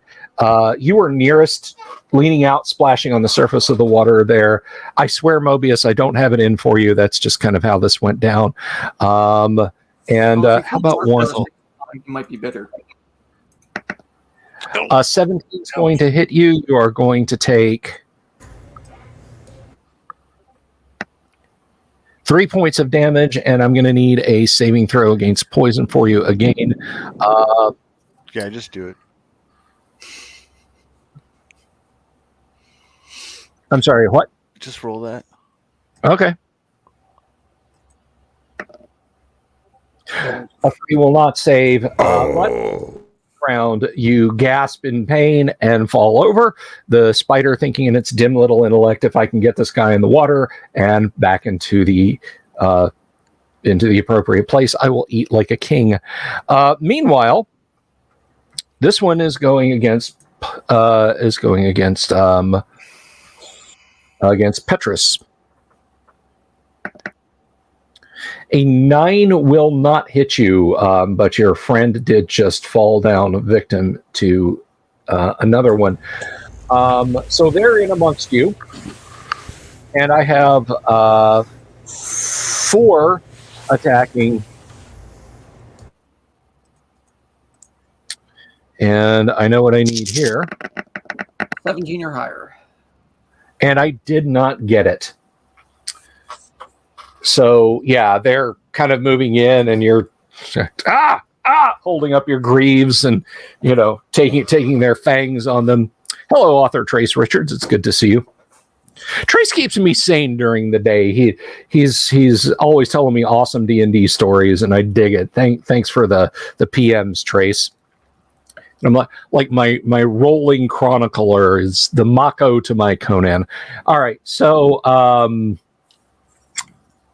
let's talk about what's happening in the next round. Second missiles? Mm-hmm. Oh, yeah, second missiles. I'm sorry. Okay. Pew. Yep. Just as bad as the first. Boom. Pew. Yeah, pew. And the 16 hits.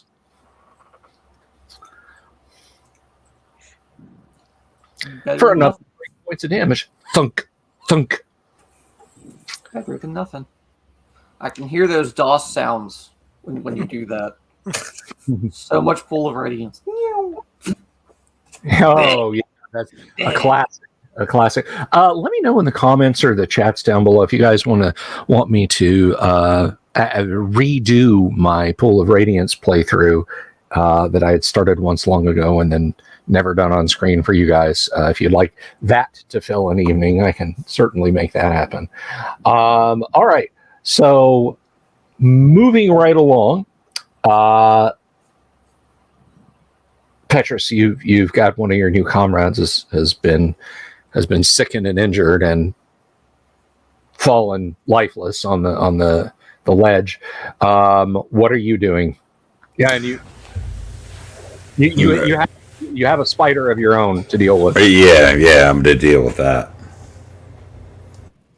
Okay. Go ahead and do that. Well, that's what you're doing in this round. Right. Mark, how about Hador? He'll be stupid and try to get his new friend to some form of safety. Okay. You'll grab him and start dragging him back. Yeah. Okay. How about Robert DeFighter? I'm just going to keep shooting at the spiders out there by Outlier. Okay. I'll be all right. Don't sweat it. Worry about them. Outlier, you're thrashing around and trying to kill spiders still. We'll apply sword. Doom Sword, give me an initiative roll, please. Because I know what the spiders are going to do. And they're going to do it now. So let's deal with our friend Dwarf in the water. Dwarf in the water. Ranger dead.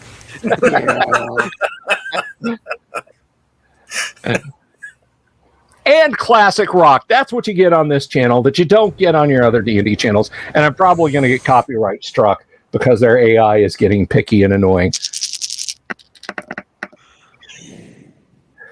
So that's 2 hits, and I'm going to need 2 saving throws versus poison. Absolutely. After roll a 5 or higher, I'm fine. Yeah, you should be. Really? 4 and 4. Take 6 point damage. Oh! Well, 1's 3. Are you kidding Or me? they have 3 together. I'm sorry. No, I they're shouldn't say 3 together. Are you kidding me? Nope. Oh my god. Oh, well. I had a good run. Petrus, pull now. You think? I had a good run. He slips under the wave. The spiders are on him. It's pretty heavy to start. I mean, he's got the spiders, and they're actively. He's actively. You don't say things like that, TK. You don't just yell to the universe, "I only need such and such." They've been telling me I'm going to fail and this plan was stupid from the entire beginning. It was Doom. It was. It was I Doom am the from the very facilitator beginning. for the world. This is awesome. Every time I use a dice roller, I eat. I always do. Okay, so you're trying to pull him back. It's slow going because, again, you've got these German Shepherd-sized spiders trying to, find out what dwarf tastes like. We'll roll some stats then. Well, I mean, they haven't not gotten you out of the water. You can roll those stats in the dice thing. Exclamation point care space I.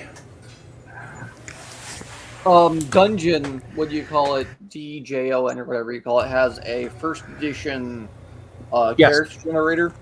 There you go. Which is what I use. I consider it valid. Okay, so you guys are rapidly trying to pull in the now poisoned cleric. Not me. I'm trying to attack the guy that's in front of me. Just to be clear. You're not pulling anybody in. The slack is going off the rope there. I guess I'll jump on the block and tackle and try and pull him in then. Okay. Hador, you're trying to pull your friend back to safety. So that's going to be you're reaching over and the spider is reaching it like, nah, fat boy. So this is this one's on Hador. What is Hador's Bad armor, spider. please? His armor class is a 5. Well, that's good because the attack roll was a 2. The attack roll, however, on the Paladin Petrus, Yeah, these guys are neutral. it is 12. Yes, they are neutral. Right. AC 2. Okay, yeah. No, didn't hit you at all. They're trying, and you're batting them back. So you're going to counterattack this spider. Yes, sir. All right, With my bastard sword. Ah, you guys are snake bit, Spider bit. spider Who bit. Hey, suggested this dice roller? It sucks. super chat for me to punish Doomsword for suggesting the dice roller. The dice roller is doing it on its own. That was your idea? Hey, for fairness, you know. Okay. Well, it runs off an atomic clock. It's as fair as any other online die roller. Although I do have to say that I had a friend who was absolutely convinced that his Commodore 64 was out to get him, but I'll tell you guys that story some other time. All right, so counterattacks then, please. We've got 2 of them.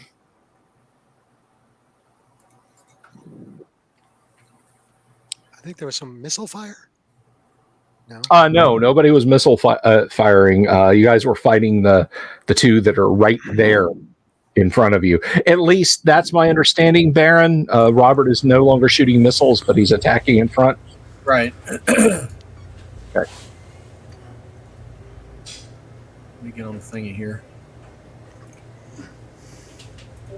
Oh, crud. Well, I didn't do the pluses. That's a +5. Oh, then that's going to hit, yeah. And then it is... What's a bastard sword? Is 1d8 or 1d10? It's 2d4. 2d4. Oh no! Whoa! What kind of sword was that? That your magic sword, Targos? That was a long sword. Long sword. Okay. Yeah, 1d8. So 1d8 plus 6. All right, roll a d8 plus 6. Oh, 14. Max Oh, damage. max damage. Okay, and you had hit this thing with you had hit this thing with a couple of arrows before, so yeah, it's not pleased about that. It's kind of scuttling back, leaving a trail of ichor. I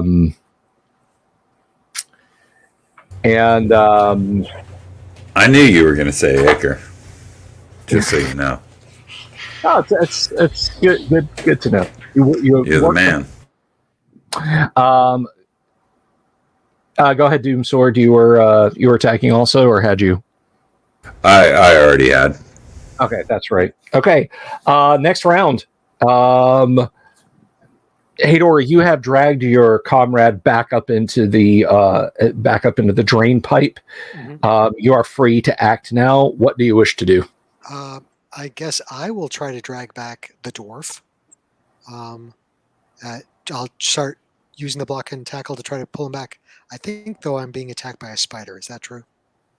No, the spiders are currently fighting Robert de Fighter and Petrus. Perfect. I will apply my meager muscles to the block and tackle. Okay, you can at least stop the rope from being completely pulled off, which it's kind of gone slack anyway.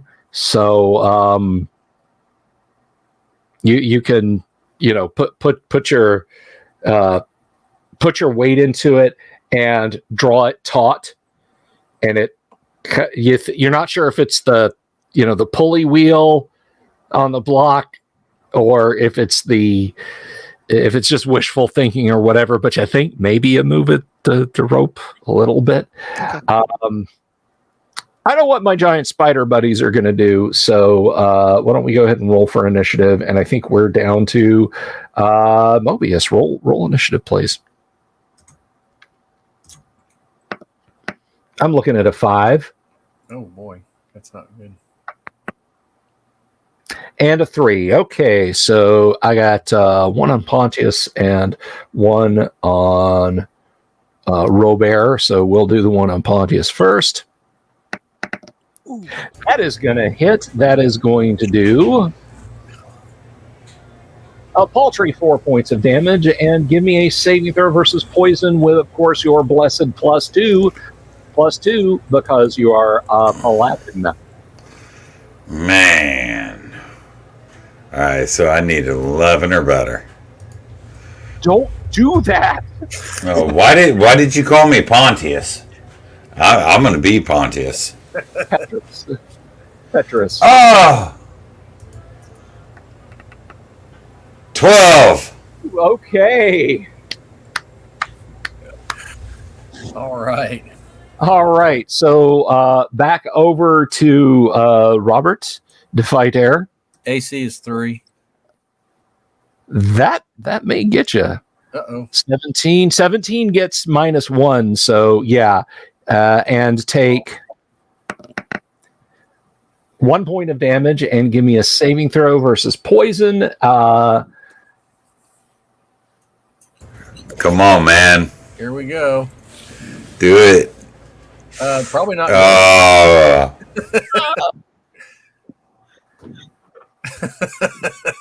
He is worsted. We have 2 characters up at this point.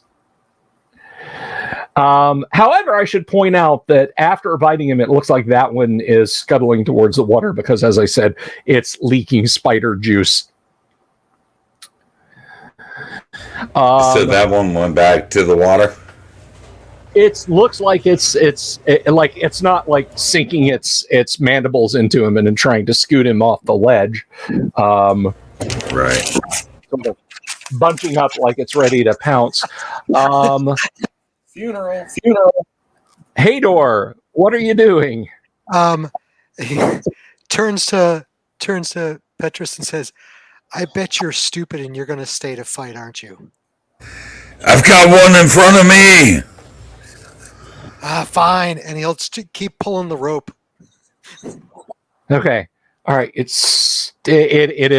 is very, very difficult. It moves a couple of like a couple of full turns of the thing, but then it like moves a full turn back. They Can I instead like try to secure the rope so it won't like unravel and we'll lose them? Yeah, you can tie a knot in it and it'll stop on stop on the block. I'll do that so I can go if need be. I can go and help. I'll do that, and if anything else, pull yet another dead body towards me. Okay, which would be Robert D5. Giving us a nice monkey's fist there, right? Sure. No, Boy Scouts. I'm not sure what the knot is. Okay, fancy knot. It's a big round knot. It looks like a monkey's fist. Anyway, or a person's fist, as the case may be. All right. So you're doing that in this round. The other one, because you're not anywhere near it, there, Petrus leaps back into the water. You've still got one in front of you that thinks that it's going to get a pretty tasty lunch out of this. So go ahead and roll. Thanks. Initiative.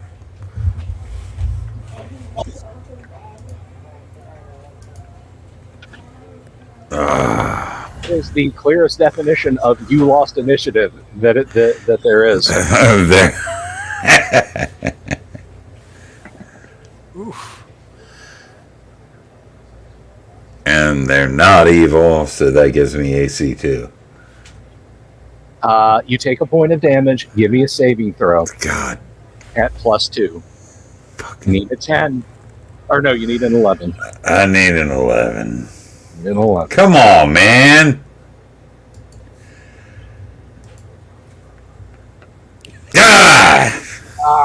Pontius, Petrus cries out in pain as the spider leaps on him, sinks its fangs in, and he then falls. Hador? Bye. Bye. I have nothing else to do. I think with my vast 18 intelligence, we'll say, I'm out of here. I will go find a new adventuring party, which I have a feeling we might see soon, and come back and get these guys.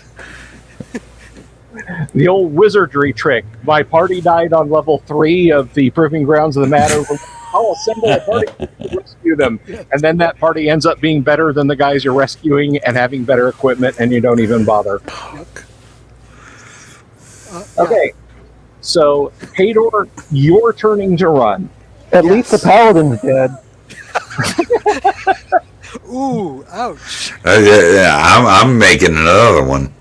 I don't know what I'm going to do with those stats. I'm still Petrus looking 2. Like, do I play another cleric? Like, Roll initiative, Mark. Oh crap! This sucks. This one. That's this one. Ugh. Okay.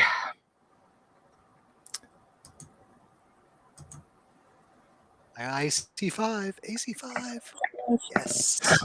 Oh, I saw that thing spinning on the 16. Yeah, you feel the thing whoosh behind you as you use your full move to get away, and it does not pursue you any further, although you do hear kind of a sliding noise followed by a splash behind you as if something is being dragged into the water. If any of y'all can roll up merman or Sorry. selkies or other aquatic animals. What was the name of that character generator? Here, I'll put the website. here, it's Dragon's Foot. Dragon's Foot? Okay, I know Dragon's Foot. Okay. Yeah, there. Oh, it's Dragon's Foot. I thought there was one on Dungeon also. I've used dungeon stuff before. There probably is, but the one I was actually thinking of, like the image I had in my head, was Dragon's Foot, because it works out all the percentages and stuff for you, which is really nice. Okay, so there you go, Hador. You climb out of the sewers, and let's see. Do you have an interesting encounter? I just did. Boy, that'd be awesome. You do not. Right into the waiting arms of like a vampire just lurking around the alley. That one chance of getting a lich in an encounter. So maybe though, I come out here. Can I estimate where the cistern must be? Oh yeah, because you're a magic user. As I far know as trigonometry and shit. Yeah. So you kind of roam around, shaken by the fact that you just watched 4. Well, I mean, you met these guys a few hours ago. So how attached to them you may or may not have been. You're just like, damn. Yeah. So as you're adding this up, you know what? Roll a d20 and roll under your intelligence. Try to roll under your intelligence. Let me put that back up on. With my luck, I'll roll at 20 now. A 12. I've got an 18 intelligence. All right. Yeah. So you're like, angles up there, and it looks like the cistern is under the Collegium Magica. Oh, that's convenient. Maybe. That's the Magician's Guild, their school, right? Yes, that is basically the Mages Guild in the city of Greyhawk. Awesome. Okay. I can use that information probably. I'll devise a plan.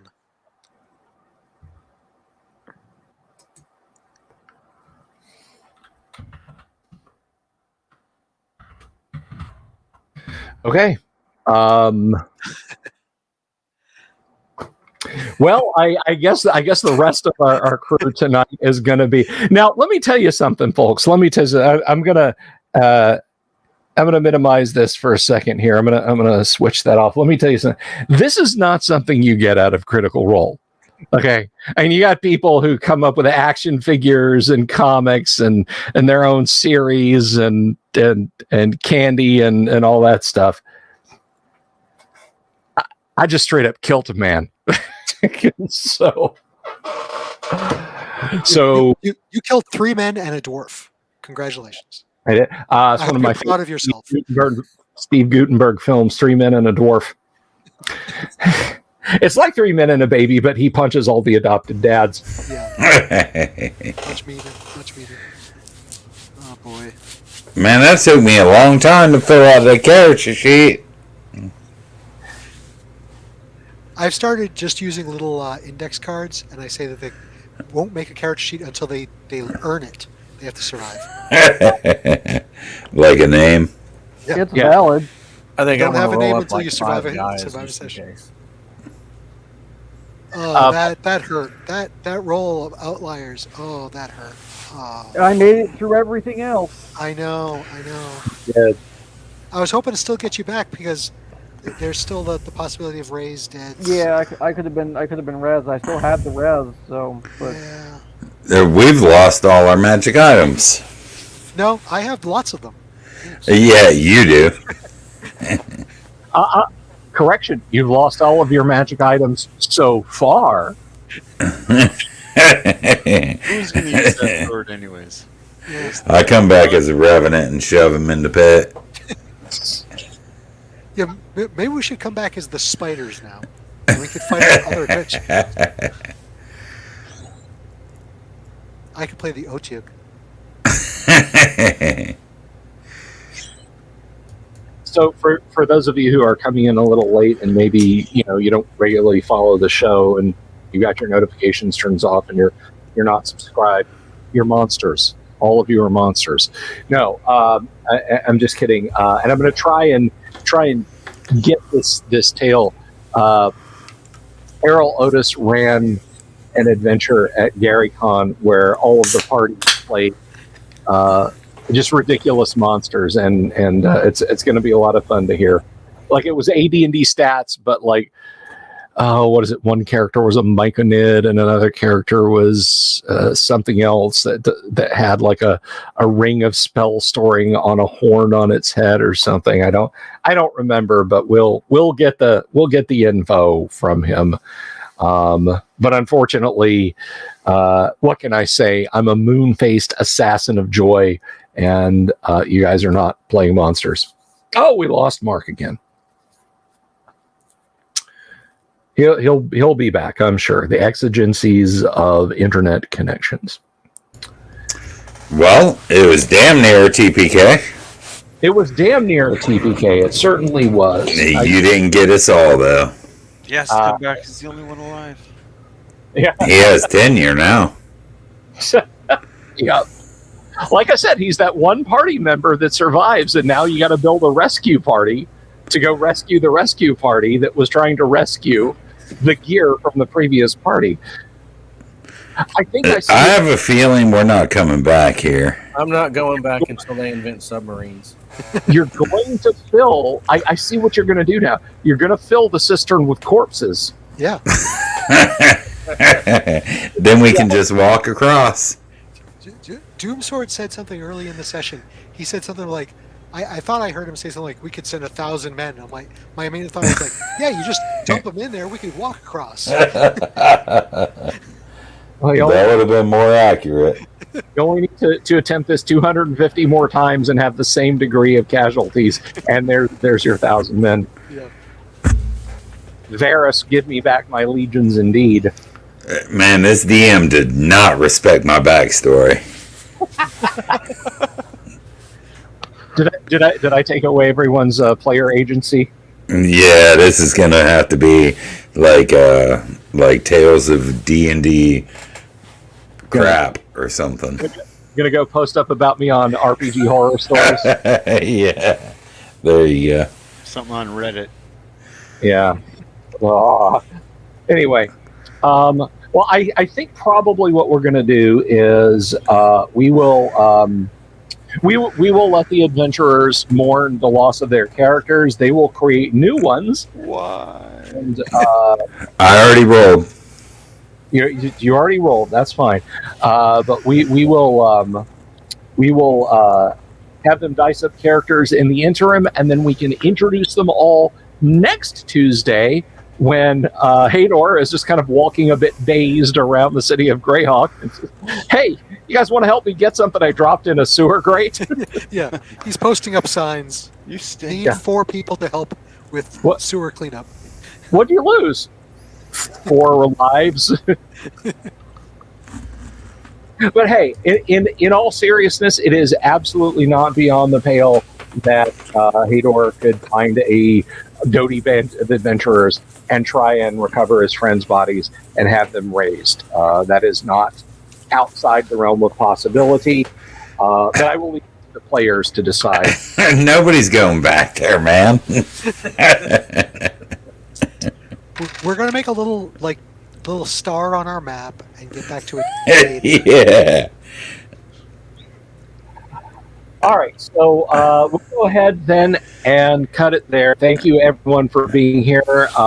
Thank you to Doomsword for the new die rolling tool. It's great to have that. I liked it even though it sucked. Appreciate that. I mean, I didn't like it because it sucked, but yeah. Thanks, Well. Doomsword.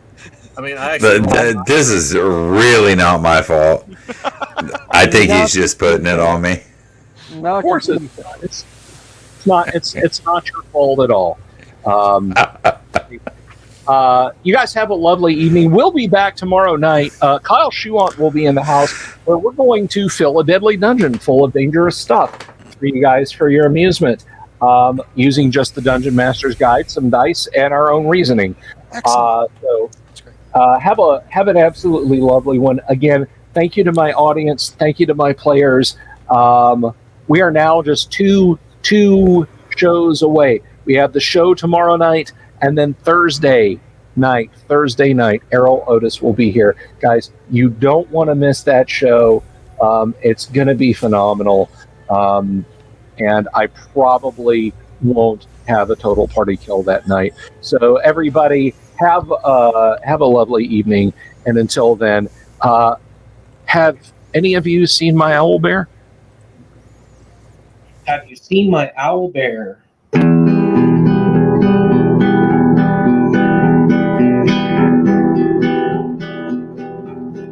Here's to all the weirdos everywhere in the woods and in the air. Have you seen my owl bear? Should I shave off all my hair? Bobs are all around. Some live in tunnels underground. Some are fat, some are rich, some are sleeping in a ditch.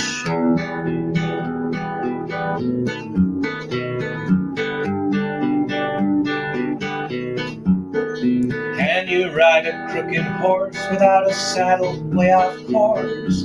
Naked as a toad all the way to Smoky Joe's. Have you seen the little creep driving fast in his little green Jeep? He smells like fish and brandy, but his rotten teeth look dandy. Take me to the show, I don't care if fast or slow. From action flicks to dancing dicks, just take me to the show.